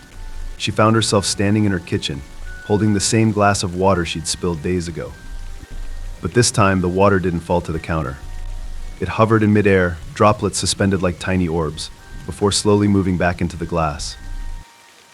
She felt sick, like her whole body was being pulled inside out. Memories she'd forgotten flashed before her eyes in reverse, playing out scenes from her life like a film unwinding. Her childhood home, her first love, her heartbreaks, all flickering past her in quick succession. And then, to her horror, she saw things she didn't remember at all. Images of herself in different places, different times, standing in rooms she'd never been in, talking to people she didn't know. It was as if the clock wasn't just taking her back through her own past, but through lives she had never lived. She watched herself grow younger, her face smoothing out, her hair darkening, until she was a child again, then an infant, then nothing more than a thought on the edge of existence. Elena screamed, a sound that seemed to echo through the fabric of reality itself, and suddenly she was back in her living room, the clocks ticking, the only sound in the world. She was on her knees, gasping for breath, her hands clutching the floor. She looked up at the clock, and its hands were still moving, ticking backward at a steady pace. But now, she could see the truth. The face of the clock wasn't just a dial. It was an eye that watched her, unblinking, calculating. It was alive, and it was alive, and it was aware of her. She realized that the clock wasn't just measuring time, it was feeding on it, pulling moments from her life and consuming them. Desperate, Elena grabbed a hammer from her toolbox and swung it at the clock with all her strength. The hammer connected, and for a moment she felt resistance. But instead of shattering, the clock seemed to absorb the impact, rippling like water. A laugh, hollow and metallic, echoed from its depths. Futile, a voice whispered from within the clock, a sound that seemed to come from every corner of the room at once. Time cannot be destroyed, only consumed. The pendulum stopped swinging, and the hands of the clock reversed their direction, now moving forward at a terrifying speed. The room around her began to age. Dust thickened on the surfaces, paint peeled from the walls, the lights flickered and went out. The world was moving on without her, dragging her into a future that was not her own. No, she screamed, as the clock's laughter grew louder. "You can't have me." And then, everything went silent. When she opened her eyes, she was standing in the empty apartment, the same apartment, but it wasn't hers anymore. The clock was gone. The furniture was covered in sheets, and the windows were boarded up. She heard voices outside, muffled conversations about the old place where the woman disappeared years ago. Elena ran to the door, but when she opened it, she found herself looking out into the same room she had just left, like a reflection, a loop that had no end. She was trapped, caught in the clock's endless game. No matter where she turned, the door always led her back to the same empty space. The last thing she saw, in the corner of the room, was a flash of brass, a new clock, identical to the one she had bought, ticking steadily backward. She realized then that she was no longer outside of time, but part of it, another memory caught within the gears of its impossible machine. And now, every time the clock ticks, it moves closer to the next person who dares to wind its gears, to touch its face, to believe. They can control time. But Elena will always be there, just a shadow within the clock's glass, watching, waiting, a prisoner of moments that will never truly belong to her again. Story 13, The Call from the Basement. Voices from below. Sophie had never liked basements. Growing up, the one in her family home was always a place she avoided. It was dark, cold, and filled with old boxes and forgotten memories. So when she moved into her new house and saw the basement door in the hallway, a familiar unease crept over her. Still, she shrugged it off. It was just a basement, after all, nothing more. For the first few weeks, Sophie didn't think much about it. She kept the door closed and tried not to venture down there. Life in the new house was busy, and there were enough things to focus on without worrying about a dusty, unused room. But that all changed one evening when the phone rang. Sophie was in the living room, unpacking boxes, when she heard the faint ringing of a phone. It wasn't her cell phone, which lay silent on the table beside her. This ringing was coming from somewhere else, somewhere deep in the house. She followed the sound down the hallway, her ears straining to pinpoint its source. It was coming from the basement. Her stomach twisted as she stared at the basement door, the ringing growing louder, echoing up the stairs. Sophie hesitated, her hand hovering over the doorknob. She didn't have a landline in the house, just her cell phone. So what was ringing down there? Taking a deep breath, she opened the door. Cold air wafted up from the darkness below, carrying with it the faint, musty smell of earth and mold. The ringing continued, more insistent now, urging her to come closer. She grabbed a flashlight and stepped onto the first step, then another, the wood creaking under her weight. As she descended into the darkness, the ringing became clearer, more tangible, like it was pulling her into its grip. She reached the bottom of the stairs and swung the flashlight beam across the room, revealing old furniture covered with dusty sheets, stacks of boxes, and a tangle of cobwebs. The sound was coming from a small, antique rotary phone sitting on a table in the far corner of the basement. Sophie stared at it in disbelief. The phone looked ancient, with a faded black casing and a heavy receiver. Its rotary dial was cracked, the numbers barely visible. She had never seen this phone before and had no idea how it got there. And yet, it was ringing. She reached out with a trembling hand, hesitating before finally picking up the receiver. The ringing stopped abruptly, replaced by a crackling silence that seemed to stretch on forever. "Hello," she said, her voice barely a whisper. There was no answer at first, just a faint static on the line. Then, a voice came through, soft and distant, as if speaking from the depths of a well. "Sophie," it said, and she felt a chill crawl up her spine. "Who is this?" she demanded, trying to keep her voice steady. You need to help me, the voice continued, ignoring her question. I'm trapped. Please. You have to find me. Sophie's heart raced. The voice sounded familiar, like an echo of her own thoughts, yet distorted, twisted. Who are you? Where are you trapped, she asked, her voice shaking. But there was no response, just a burst of static, followed by the dull click of the line disconnecting. She stared at the phone in her hand, unable to comprehend what had just happened. She quickly hung up, turned on her heel, and fled back up the stairs, slamming the basement door behind her. She spent the rest of the evening trying to convince herself that it had all been a prank, some old wiring in the house picking up a random signal, maybe. But deep down, she couldn't shake the feeling that the call was real, that someone or something was trying to reach out to her from the darkness below. The next few nights were restless. Sophie lay in bed, her mind filled with the sound of that ringing phone and the desperate voice on the other end. She avoided the basement at all costs, but she couldn't avoid the growing sense of dread that followed her through every room of the house. Then, just as she was starting to convince herself that it was all in her head, the phone rang again. It was late, well past midnight, when the familiar sound echoed through the quiet house. Sophie sat bolt upright in bed, the hairs on the back of her neck standing on end. The ringing came from the basement, louder this time, more urgent. She grabbed her flashlight and her phone, dialing her best friend Emma's number as she headed toward the door. Emma, she said, as soon as her friend picked up. It's happening again. The phone is ringing in the basement. Are you sure it's not just a dream? Emma replied, her voice groggy with sleep. No, Sophie insisted. I'm wide awake, and it's real. I need you to come over, please. Okay, I'm on my way, Emma said, now fully alert. Don't go down there until I get there. Sophie agreed, but as soon as she hung up, the ringing grew even louder, almost like a scream demanding her attention. She couldn't wait. She had to know who was on the other end.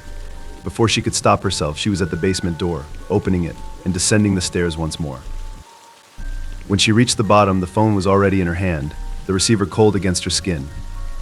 She lifted it to her ear, the static hissing like 1,000 whispers.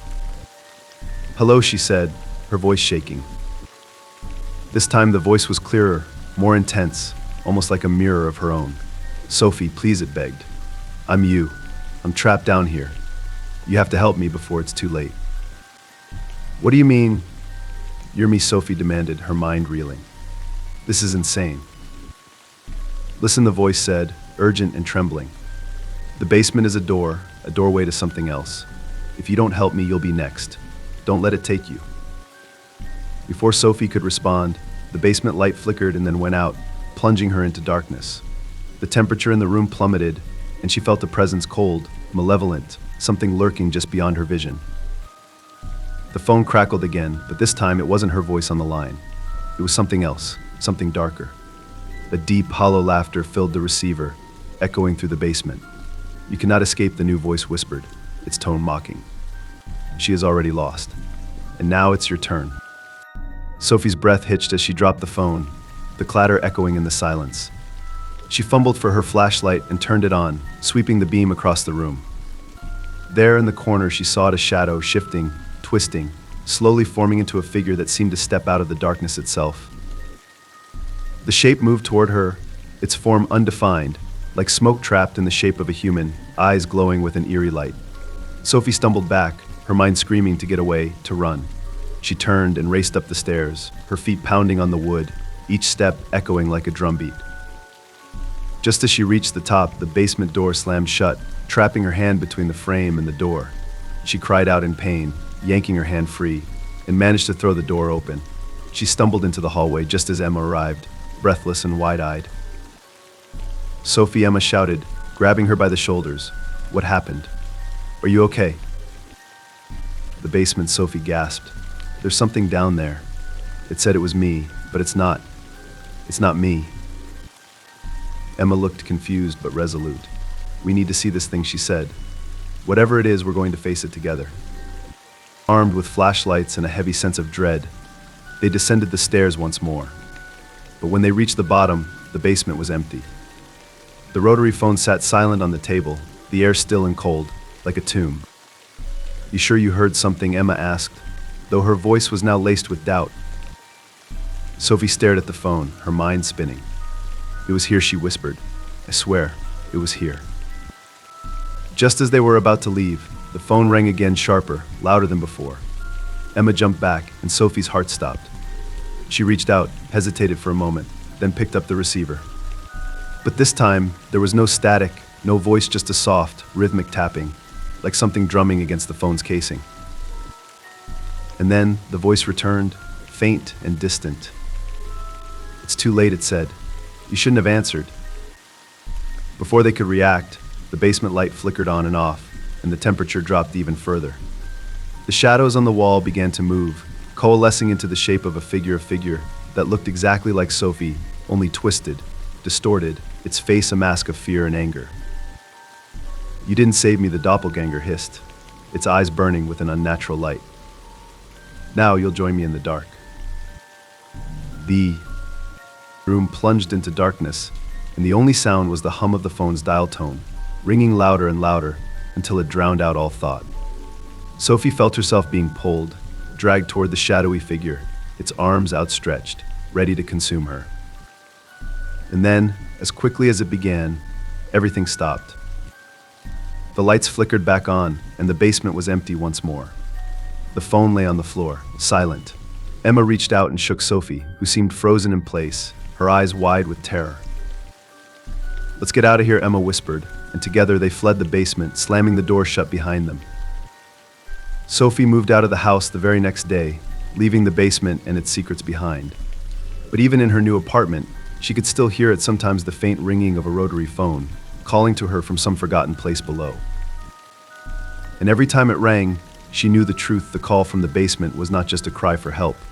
It was a warning, a curse, a reminder that somewhere in the darkness, another version of her was waiting to take her place. Story 14, The Face in the Window Eyes That Never Blink. Maggie had just moved into a small, quaint house on the outskirts of town, surrounded by trees and an eerie kind of quiet that was a far cry from the noise of the city. She thought it would be a peaceful place to focus on her writing, a place where inspiration could find her without distractions. But her first night in the new house, she began to feel that the silence held secrets. The living room had large windows that looked out onto the front yard. Maggie loved the idea of natural light flooding in during the day, but at night, those windows took on a different character. The darkness outside seemed to press against the glass, and it was impossible to see anything beyond her own reflection. On her first evening, as she was unpacking a box of books, Maggie caught a glimpse of something out of the corner of her eye. A face, pale, gaunt, staring at her from the window. She gasped, turning quickly to get a better look, but saw only her own reflection and the darkness beyond. She told herself it was just a trick of the light, the result of exhaustion from the long day of unpacking. But that image of the face wouldn't leave her mind. It lingered in her thoughts like a shadow creeping into the corners of her consciousness, even when she tried to forget. The following night, Maggie sat at her desk, typing away on her laptop, the glow of the screen casting a soft light around her. The windows were a black mirror, and she tried not to look at them, telling herself that it was silly to be afraid of something that wasn't there. But then she saw it again. The face was back, clearer this time, pressed against the window like it was trying to peer inside. Its eyes were wide, too wide, and its mouth was slightly open, like it was on the verge of whispering something. Maggie's heart jumped into her throat as she spun around in her chair, only to find the window empty once more. She jumped to her feet, rushing to turn on all the lights in the house. She closed the curtains, every one of them, and tried to convince herself that she was just tired, that her eyes were playing tricks on her. But deep down, she knew that wasn't the truth. The face she'd seen was too real, too vivid to be a figment of her imagination. Over the next few days, the sightings became more frequent. Each night, no matter how tightly she closed the curtains or how many lights she turned on, Maggie would catch glimpses of the face in the window. Sometimes it was watching her from the kitchen window, sometimes from the living room. Always the same face, pale, expressionless, with those eyes that never blinked. Desperate for answers, Maggie called her friend Jess, who was always the rational one in their group. "You're just stressed," Jess said over the phone. "Moving is a big deal, and it can mess with your head. How about I come over and we can check it out together?" Maggie agreed, and the next evening, Jess showed up with a flashlight and a determined look on her face. They went around the house, checking the windows, looking for any sign of someone lurking outside. They found nothing, just the trees swaying gently in the breeze and the sound of leaves rustling in the darkness. "See? There's no one out there," Jess said, trying to sound convincing. "It's probably just the reflection of your own face. Sometimes when it's dark outside and you're lit up inside, your brain can play tricks on you." Maggie nodded, but she couldn't shake the feeling that something was off. As they settled in for the night, Jess made light of the situation, telling funny stories to ease the tension. Maggie almost started to believe her friend that maybe it was all in her head. But then, just as they were about to call it a night, the power went out. The house plunged into darkness, the sudden silence almost deafening. Maggie's heart raced as she reached for her flashlight, the beam shaking slightly in her trembling hand. Jess stood still, staring toward the window. "Maggie," Jess whispered, her voice trembling. "Don't move." Maggie followed her gaze to the window and felt her blood turn to ice. The face was there, pressed right against the glass. Only this time, it wasn't just a face, it was a whole figure. A gaunt, shadowy figure with eyes like black voids staring in at them. Its mouth opened, revealing a wide, hollow grin, and it raised one skeletal hand to the glass. The figure didn't move like a person. It seemed to flicker, like an image on a glitchy screen, shifting in and out of focus, yet its eyes never left Maggie's. Jess stumbled backward, knocking over a chair, her face pale with terror. "What the hell is that?" Jess gasped, barely able to get the words out. Maggie couldn't answer. She felt like the figure was pulling her in, its eyes locking onto hers, dragging her deeper into the darkness that seemed to surround it. Then, just as suddenly, the power came back on. The lights flickered to life, and the figure vanished. They both stood there, shaking, staring at the empty window. Jess grabbed her phone, hands trembling as she dialed the police.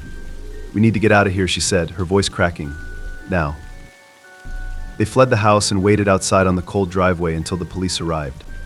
The officers searched the entire property, checked the yard, and even looked through the nearby woods. They found no sign of anyone, no footprints, no evidence that anyone had been there. "It could have been a trespasser," one of the officers said, though he sounded doubtful. "Or a trick of the light, maybe a reflection from inside." Maggie and Jess knew what they'd seen, but no amount of explaining would make the officers believe them.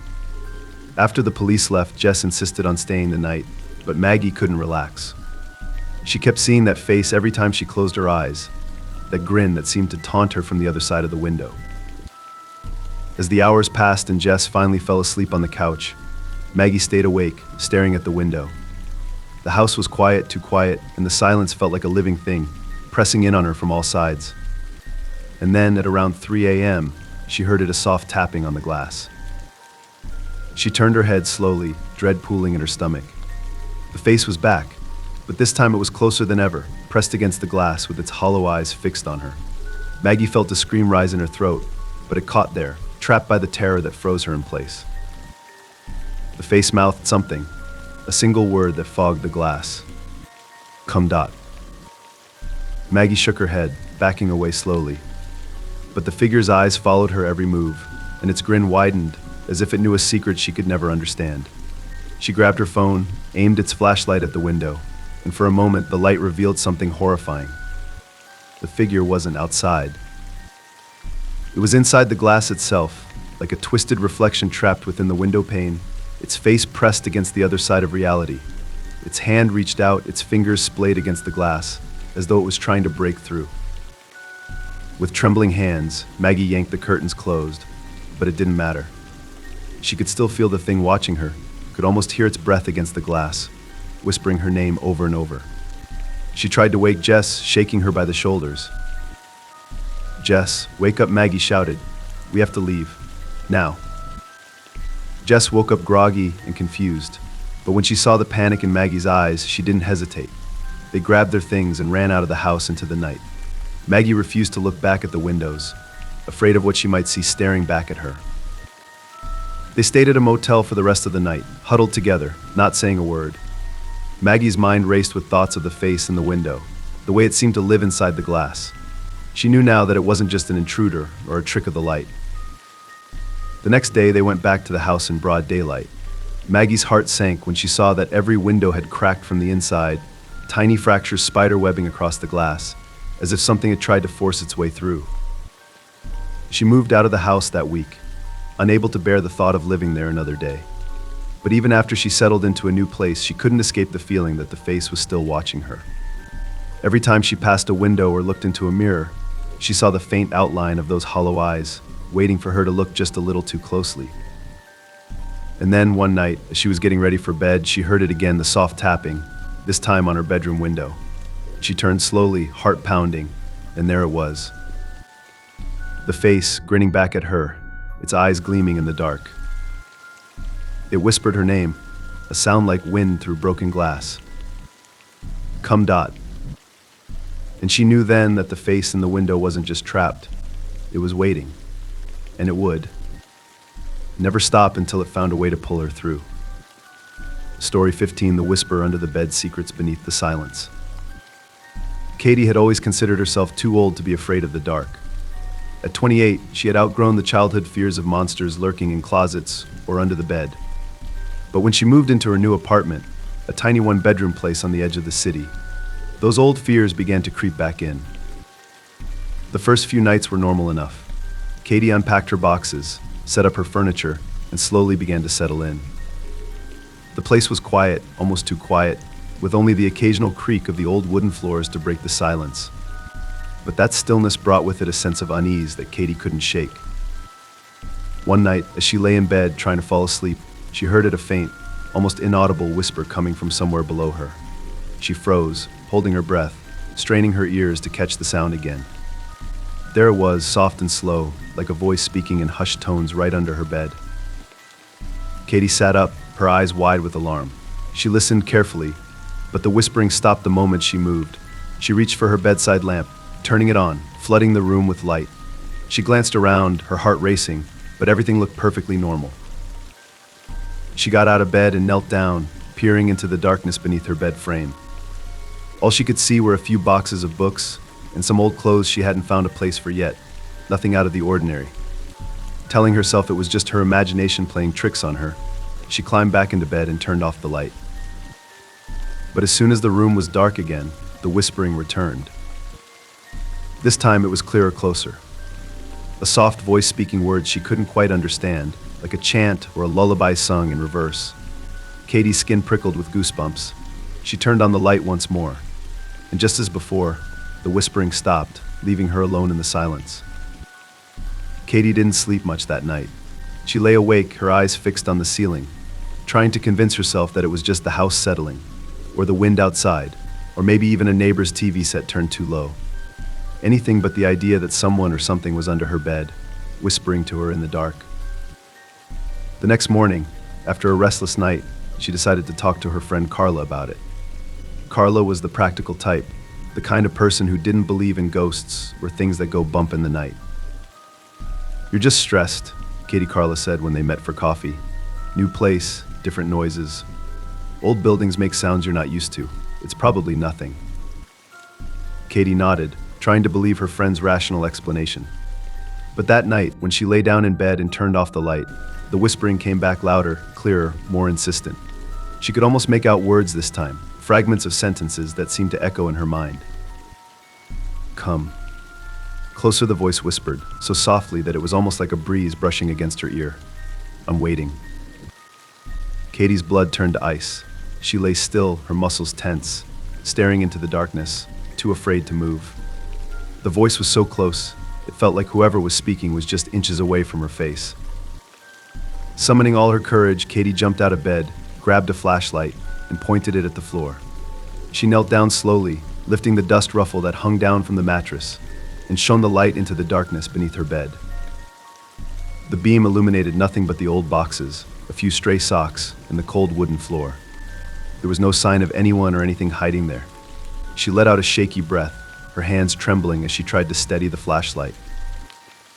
But just as she was about to turn away, she heard it again this time, directly in her ear. "Don't leave me alone down here," the voice said, clear and pleading. Katie stumbled back, dropping the flashlight, her heart racing. The whisper had been so real, so close, that she could almost feel the breath on her skin. She ran to the living room, turned on every light in the apartment, and grabbed her phone. She didn't know who to call or what to say, but she knew she couldn't stay in the bedroom, not after what she had just heard. Desperate for answers, she reached out to the landlord the next morning, asking if he knew anything strange about the apartment's history. "It's an old building," the landlord said dismissively.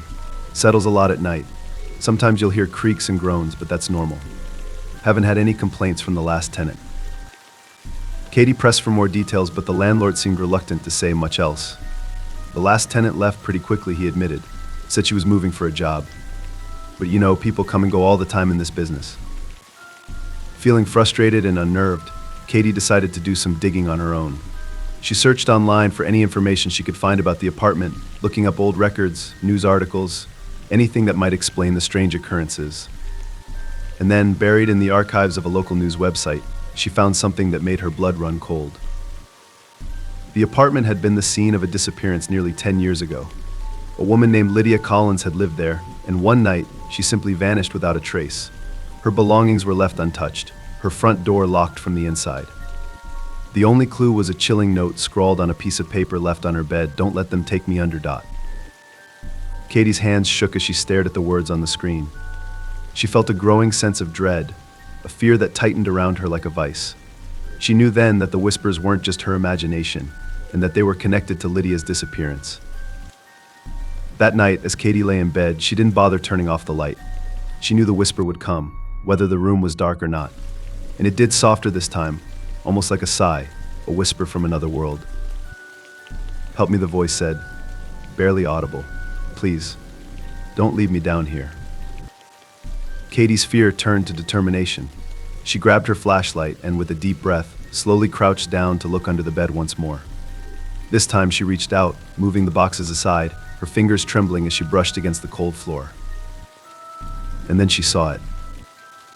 A small, hollow space carved into the floorboards, just big enough for a hand to reach through. Her flashlight flickered, and for a split second she saw something else's fingers, pale and thin, gripping the edge of the hole. Katie's breath caught in her throat as a face emerged from the darkness beneath the bed. It was the face of a woman, gaunt, terrified, her eyes wide and pleading. Her lips cracked and dry as she mouthed the words, "Don't let them take me back." Katie screamed and scrambled away, her flashlight rolling across the floor. The woman's face, Lydia's face, twisted into an expression of horror, and then she was gone, sucked back into the darkness beneath the bed.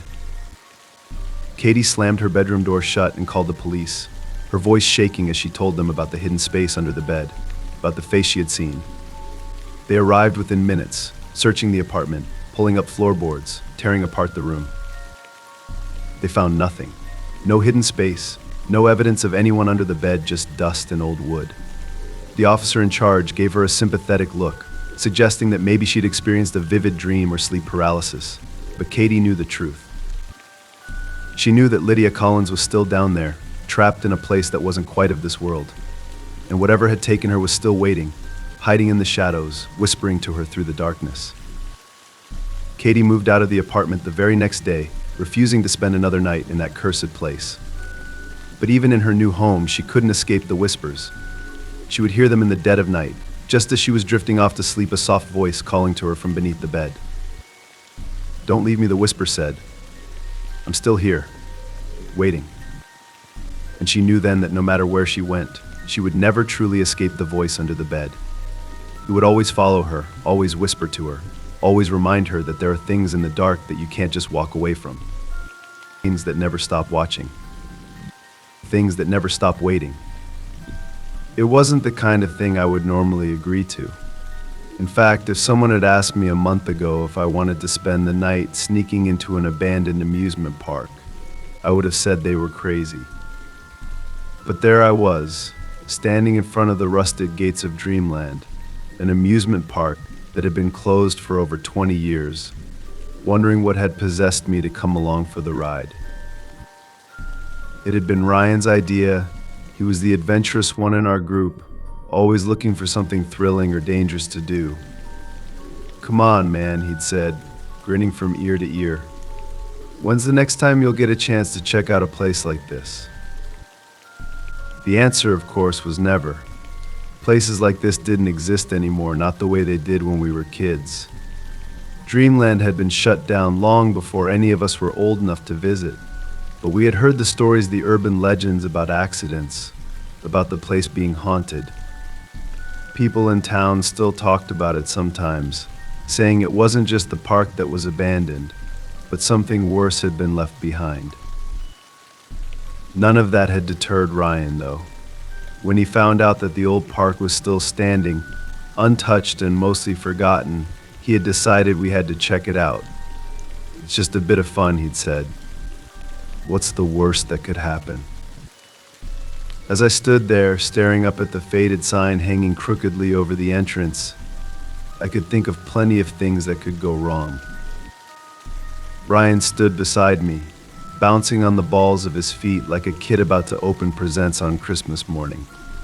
"You ready?" he asked, his grin wide. "I don't know," I muttered, shifting uncomfortably. "This place gives me the creeps." "You're just being paranoid," Ryan laughed, clapping me on the back. "Come on, it'll be fun." Emily and Sarah, the other two members of our little group, were already climbing through a gap in the fence. Emily glanced back at us, her eyes glinting with excitement. "Hurry up, you two. We don't want to get caught standing out here." Ryan and I exchanged a glance, then followed them through the fence. Once inside, the first thing that hit me was the silence. The park had once been alive with the sounds of laughter, music, and the clattering of rides. But now, it was deathly quiet. The air was heavy, thick with the smell of rust and decay, and the ground beneath our feet was littered with debris, broken glass, old candy wrappers, and pieces of twisted metal. We walked deeper into the park, our footsteps crunching loudly on the cracked pavement. The rides loomed around us like skeletal ghosts, their metal frames rusted and broken. The Ferris wheel, once the park's centerpiece, stood in the distance, its cars hanging at odd angles, swaying gently in the breeze. The roller coaster tracks twisted and turned above us like the skeleton of some long-dead beast, the cars long since removed or lost to time. "This is so cool," Ryan whispered, his voice barely more than a breath. "Can you imagine what this place must have been like when it was still open?" "I can't," I admitted, my voice tight with unease. The place felt wrong, like we didn't belong here. The air was too still, the silence too thick. I kept expecting to hear something, a distant echo of laughter, the faint hum of carnival music, but there was nothing. Emily and Sarah were walking ahead of us, their voices soft as they marveled at the state of the park. They seemed completely at ease, as if they were wandering through an old museum instead of an abandoned amusement park with a reputation for being cursed. Ryan nudged me. "Come on, don't be such a buzzkill. It's just an old park. No one's been here in years." I nodded, trying to push the unease from my mind. Maybe he was right. Maybe I was just overreacting. It was, after all, just an old amusement park. What was the worst that could happen? We wandered through the park for a while, exploring the dilapidated rides and crumbling buildings.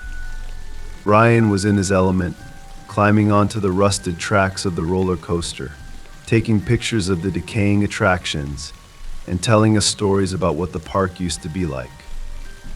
Emily and Sarah seemed to be enjoying themselves too, snapping photos and laughing at the absurdity of sneaking into an old, abandoned park in the middle of the night.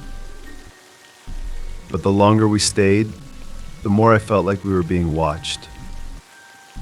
It was a subtle feeling at first, a prickling on the back of my neck, the sense that there were eyes on us, following our every move. I kept glancing over my shoulder, expecting to see someone lurking in the shadows, but there was no one. Just the empty park, shrouded in darkness and silence. Still, the feeling wouldn't go away. Every time we rounded a corner or approached a new ride, I felt that same unsettling sensation, the hairs on my arms standing on end, my heartbeat quickening. It felt like the park itself was alive, watching us, waiting for something. "You okay?" Sarah asked, noticing my discomfort. Yeah, I said quickly, forcing a smile. Just, I don't know. This place is weird. Weird, but cool, Ryan said, jumping down from the roller coaster tracks. Come on, I want to check out the funhouse. I grimaced. The funhouse had always been a source of local legend. It was said to be one of the first rides shut down after an accident, and according to the stories, it was cursed. There were rumors that the mirrors inside showed things that weren't really there, reflections of people who had died in the park, or glimpses of your own death. I don't know, man, I said, my stomach twisting with unease. Maybe we should stick to the other rides. Ryan rolled his eyes. What, you're afraid of a bunch of old mirrors? Come on, it's not going to hurt you. I just don't like it, I muttered. Emily and Sarah exchanged glances, but neither of them seemed particularly concerned. It's just a story, Emily said. No one's been in there for years. Exactly, Ryan added. It'll be fun. Reluctantly, I followed them as they made their way toward the funhouse. The building was still standing, though the paint was peeling and the windows were cracked. A large sign above the entrance, once bright and colorful, now hung crookedly, the letters faded and chipped. Ryan pushed open the door, the hinges creaking loudly in the silence. He grinned at us, then disappeared inside. Emily and Sarah followed, and after a moment's hesitation, I stepped in behind them. The interior of the funhouse was just as decayed as the rest of the park. The air was thick with dust, and the floor creaked under our feet. Broken mirrors lined the walls, their surfaces scratched and fogged with grime. The once bright paint on the walls had faded to a dull, lifeless gray, and the distorted reflections in the mirrors made the room feel even more disorienting. This is awesome, Ryan whispered, his voice echoing through the room. It's like stepping into a time capsule. I wasn't so sure. The place felt wrong, like the walls were closing in on us. The air was too still, too quiet, and the mirrors, those damn mirrors, seemed to twist and warp in ways that didn't make sense. I caught glimpses of myself in the reflections, but something was off. My reflection seemed delayed, like it was moving just a fraction of a second behind me. Do you guys see that? I asked, my voice shaking slightly. See what Sarah asked, turning to look at me. The mirrors. They're weird. Ryan laughed. Of course they're weird, dude. They're old funhouse mirrors. They're supposed to look weird. No, I mean, I stopped, glancing at the nearest mirror. My reflection stared back at me, but it didn't feel right. There was something in the way my eyes looked, something dark, something wrong. I stepped closer to the mirror, my heart pounding in my chest. I reached out, my fingers brushing the glass. And for a brief moment, I could have sworn I saw something behind me, a shadow, just out of sight. I spun around, but there was nothing there. Just the empty room, silent and still. You okay? Emily asked, her brow furrowed with concern. I'm fine, I lied, stepping away from the mirror. Let's just get out of here. Ryan groaned. Come on, we just got here. I don't care, I snapped. I don't like this place. Before Ryan could argue, the lights flickered. We all froze, staring up at the ceiling as the dim light bulbs sputtered and buzzed. For a moment, the room was plunged into darkness, and I felt a surge of panic rise in my chest. Then, just as suddenly, the lights flickered back on. But something was different. The mirrors, there were more of them. They had shifted, multiplying, filling the room until it was impossible to tell where one ended and another began. My own reflection stared back at me from a dozen angles, each one distorted, twisted in ways that made my skin crawl. "Guys," I whispered, my voice trembling, "we need to get out of here." Ryan didn't argue this time. He glanced around the room, his eyes wide with fear. "Where's the door?" I turned, my heart racing. The door we had come through, it was gone. The walls were lined with mirrors, reflecting endless versions of ourselves, but the exit had disappeared. Panic surged through me as I ran toward the nearest wall, my hands slamming against the cold glass. My reflection mimicked me, its eyes wide and terrified, but there was no door, no way out. "This isn't right," Sarah whispered, her voice trembling. "This can't be real." "Keep looking," Ryan shouted, his voice tinged with panic. "There has to be a way out." We fanned out, frantically searching the walls, but every mirror we touched just reflected our own fear back at us. The room seemed to be shrinking, the air growing colder and thicker with each passing second. The mirrors, those horrible mirrors, seemed to close in on us, their distorted reflections warping and twisting in ways that made my stomach churn. Then, out of the corner of my eye, I saw something. It was subtle at first, a flicker of movement in one of the mirrors. I turned to look, my heart pounding in my chest, and for a split second, I saw it. A figure. It was standing in the reflection, just behind me, but when I spun around, there was no one there. I backed away, my breath coming in ragged gasps. "Guys, I think we're not alone." "What are you talking about?" Ryan asked, his voice trembling. "There's something in here with us," I whispered. Before I could say anything else, the lights flickered again, plunging the room into darkness.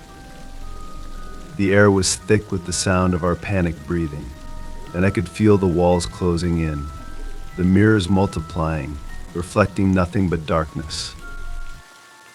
Then, in the silence, I heard it. A soft whisper. It was faint, barely more than a breath, but it sent chills down my spine. I couldn't make out the words, but the sound of it, the cadence, the tone, it was wrong. It was like nothing I had ever heard before. The lights flickered back on, and I froze. There, in the mirror, was the figure. It was standing behind us, its form dark and shadowy, its face hidden in the distorted reflection. I stared at it, my heart hammering in my chest, and as I watched, it took a step forward. I turned, but again, there was nothing there. Just the empty room, the mirrors reflecting our fear back at us. "We need to go," Emily whispered, her voice shaking. "We can't," Ryan shouted. "The door is gone." "We have to do something," Sarah cried. "We can't stay here." I backed away from the mirrors, my mind racing. There had to be a way out. There had to be. Then, as if in answer to my prayers, the lights flickered one last time, and the door appeared. Without hesitation, we ran for it, our footsteps echoing through the room as we bolted for the exit. I didn't look back, didn't glance at the mirrors as we fled. I just ran, my heart pounding in my chest, my breath coming in ragged gasps. We burst through the door, stumbling out into the cool night air. I collapsed to the ground, my hands trembling as I tried to catch my breath. The park was silent, the rides looming around us like skeletal ghosts. But we were alive. We had made it out. I glanced back at the funhouse, my heart still racing. The door was still there, standing slightly ajar, but the mirrors, they were gone. It had been months since I'd taken any time off. The routine of work had worn me down, and I needed an escape, a break from the constant buzz of the city. So I did what I always did when life felt overwhelming. I packed up my car, grabbed my camping gear, and hit the road. There was something soothing about the open highway, the freedom of going anywhere, with no real destination in mind. Just me, my car, and the vast countryside stretching out in all directions. The plan was simple. I'd drive until I found a secluded spot, somewhere off the beaten path, and set up camp for a night or two. No distractions, no deadlines, just the peaceful quiet of nature. I'd been driving for most of the day, the sun hanging low in the sky by the time I found what seemed like the perfect spot, a small clearing just off a lonely stretch of road. It was remote, quiet, and surrounded by dense woods. The kind of place where you wouldn't hear or see another soul for miles. Exactly what I was looking for. I pulled the car over, parked near the tree line, and got out, breathing in the cool evening air. The quiet was immediate, broken only by the soft rustling of leaves in the wind and the occasional chirp of a distant bird. A sense of calm washed over me as I took in the surroundings. This was exactly what I needed. After unloading my gear, I set up the tent, built a small fire, and settled in for the evening. The sun had nearly set by the time I finished, casting the sky in shades of deep purple and orange. I made myself a quick dinner over the fire, the warmth of the flames a welcome comfort against the cool night air. By the time the stars began to appear, the world around me had fallen into complete silence. I leaned back in my camping chair, staring up at the clear, star-filled sky. It was breathtaking. No city lights, no traffic, just endless stars twinkling above me, stretching on forever. For a while, I just sat there, enjoying the solitude. There was something so peaceful about being alone in the woods, away from everything. The fire crackled softly, and I felt my body relax. The tension of the last few months slowly melting away. But as the night deepened and the fire began to die down, an uneasy feeling crept into the back of my mind. It was subtle at first, like a faint prickling sensation on the back of my neck, but it was enough to make me sit up a little straighter. I glanced around the clearing, my eyes scanning the darkness just beyond the glow of the fire. Nothing. Just trees and shadows. I shook my head, trying to brush off the feeling. I was in the middle of nowhere, miles from the nearest town. There was no one out here but me. I was just letting my imagination get the best of me. Still, the sense of unease lingered. I glanced over at the fire, noticing that it had burned down to a smoldering heap of embers. With a sigh, I stood up and grabbed my flashlight, deciding it was time to call it a night. I doused the fire with dirt and water, making sure it was fully out, then made my way to the tent. The flashlight's beam cut through the darkness, illuminating the path ahead as I approached the tent. The night was eerily quiet now, with even the wind having died down. The only sound was the soft crunch of leaves under my boots as I walked. I unzipped the tent, crawled inside, and zipped it up behind me. The thin walls of the tent made the outside world feel a little too close for comfort, but I told myself it was fine. I'd been camping before, plenty of times. There was nothing out there. I laid down on my sleeping bag, pulling it up to my chest as I stared up at the nylon ceiling. The tent felt small and claustrophobic in the dark, but I forced myself to relax. I needed sleep. It had been a long day, and I had another drive ahead of me tomorrow. For a while, I just lay there, listening to the quiet. The wind had picked up again, rustling the leaves outside, and I could hear the faint creaking of branches swaying in the breeze. It was peaceful, but the sense of unease I'd felt earlier hadn't gone away. If anything, it had grown stronger. And then I heard it. a soft crunch, like the sound of footsteps, just outside the tent. My heart skipped a beat, and I froze, my breath catching in my throat. I strained to listen, every muscle in my body tense. There was again a slow, deliberate crunch, like someone or something was walking through the clearing. I didn't move. I didn't even breathe. My mind raced, trying to make sense of what I was hearing. An animal, maybe? A deer. It had to be. There were no other people out here. No one even knew I was here. But the footsteps, they sounded too heavy, too deliberate. Another crunch. Closer this time. My heart pounded in my chest as I slowly reached for the flashlight, my hand shaking as I fumbled for the switch. The tent was silent now, but I could feel the presence outside something, or someone was out there. I clicked the flashlight on, the beam casting a faint glow inside the tent. I waited, listening, my breath shallow and uneven. Nothing, just silence. I was about to convince myself that I'd imagined the whole thing when there was a sudden, sharp tap against the side of the tent. I jumped, my heart leaping into my throat as I scrambled to sit up.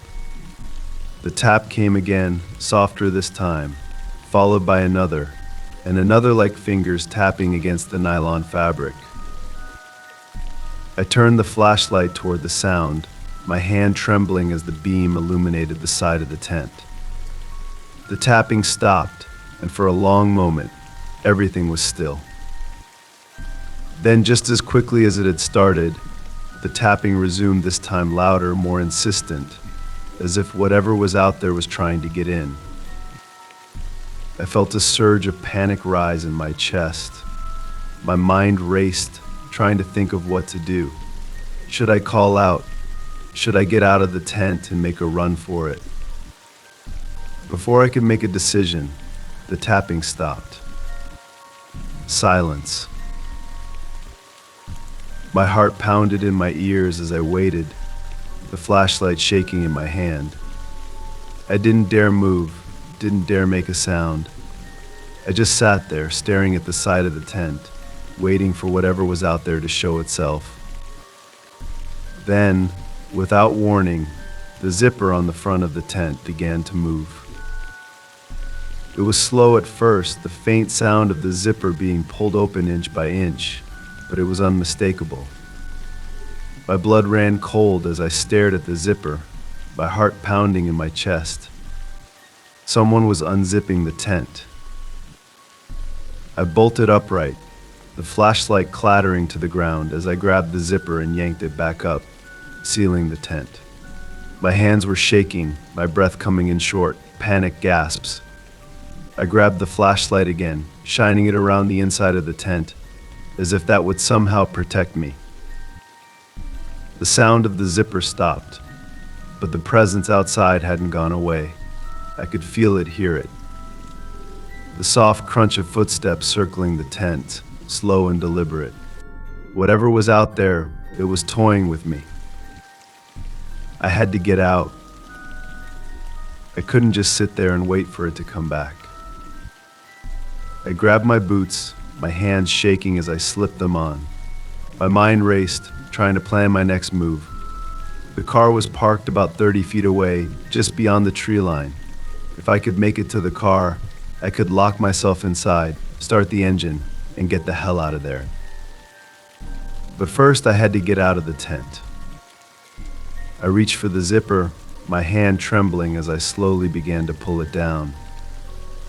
The tent was silent now, no footsteps, no tapping, but I knew that whatever was out there was still watching, waiting.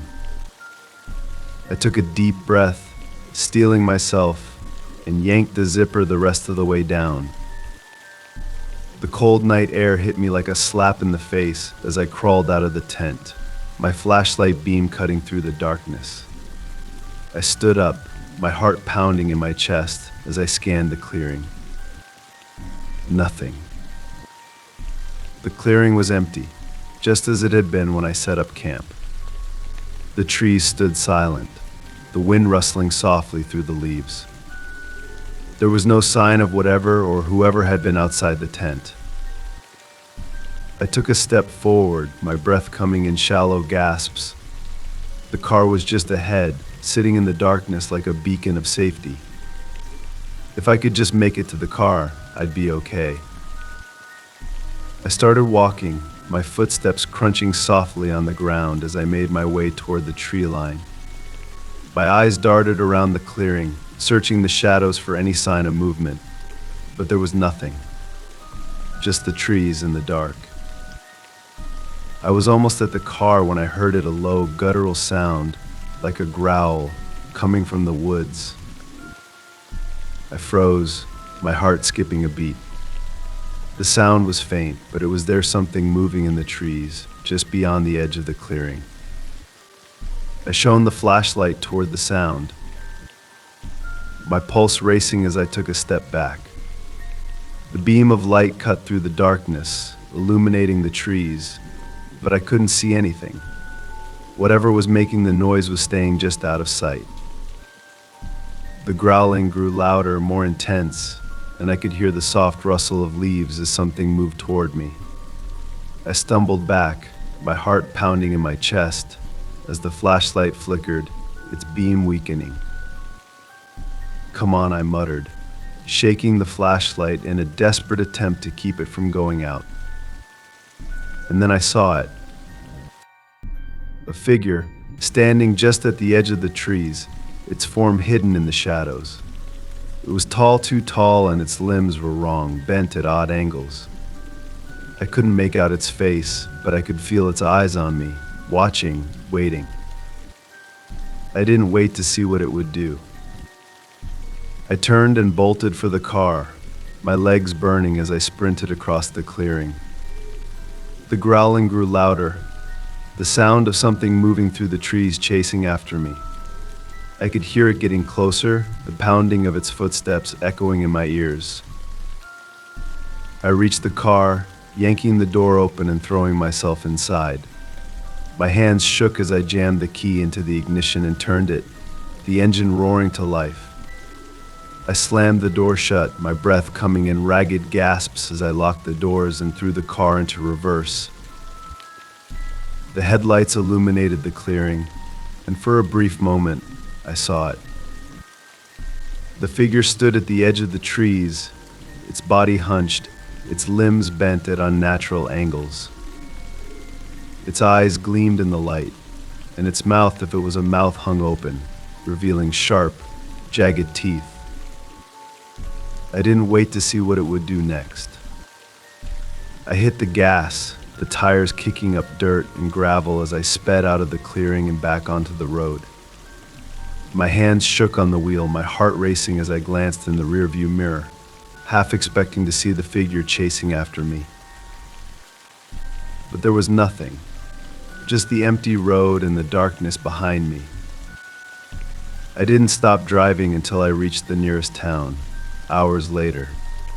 Even then, I couldn't shake the feeling that something was still out there, watching me, waiting for me to stop. I've never gone camping alone since that night, and I never will again. The idea of spending a weekend in an isolated cabin seemed perfect at the time. I had been craving solitude, a break from the constant notifications and noise of my daily life. Work had been relentless, and I felt like I hadn't had a moment to breathe in weeks.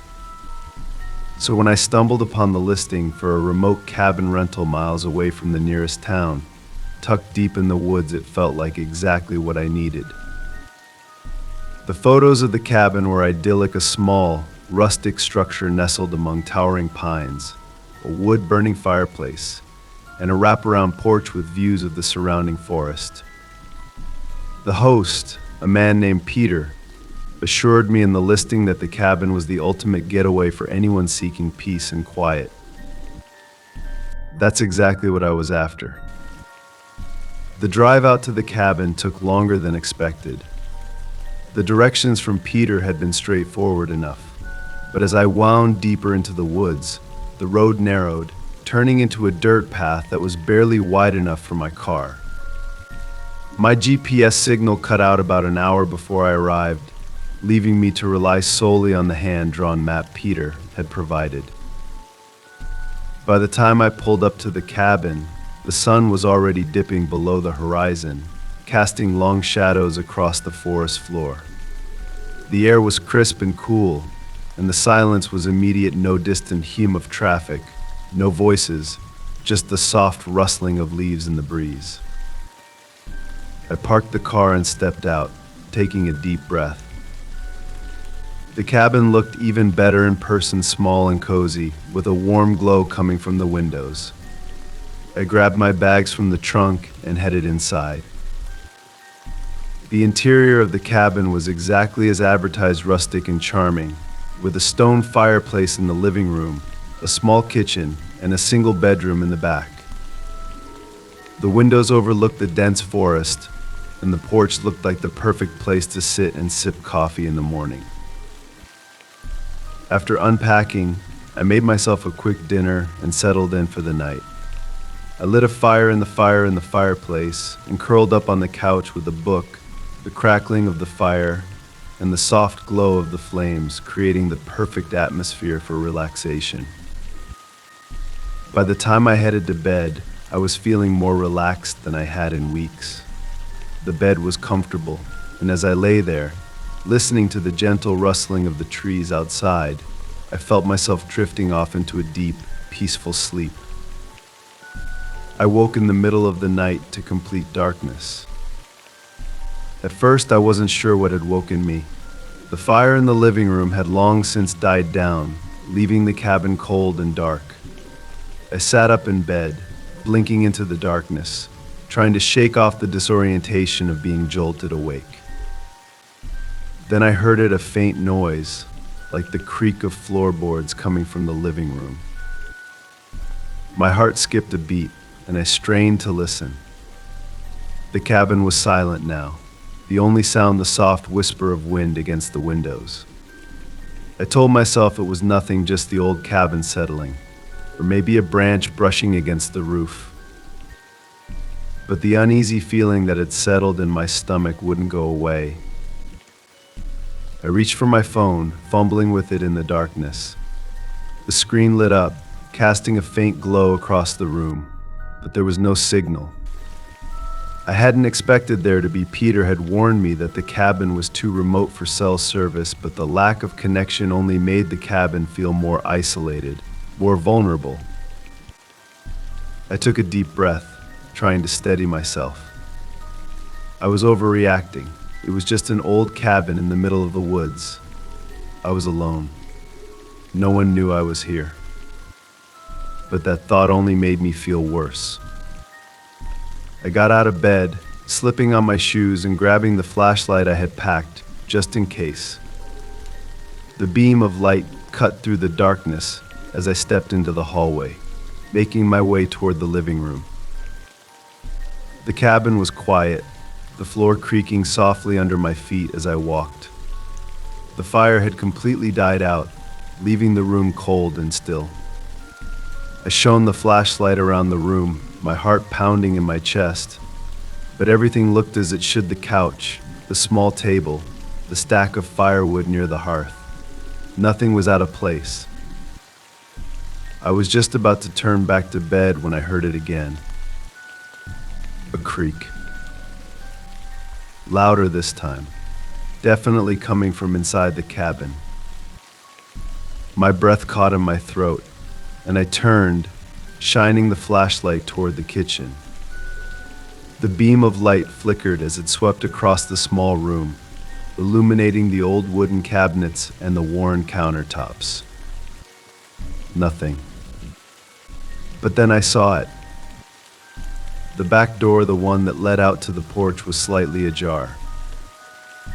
My heart raced as I stared at the door, the flashlight shaking in my hand. I had locked it before going to bed. I was sure of it. I had checked all the doors before turning in for the night. But now the door was open, just a crack, as if someone had been inside. I took a step back, my mind racing. Someone was out there. Someone had been in the cabin while I was asleep.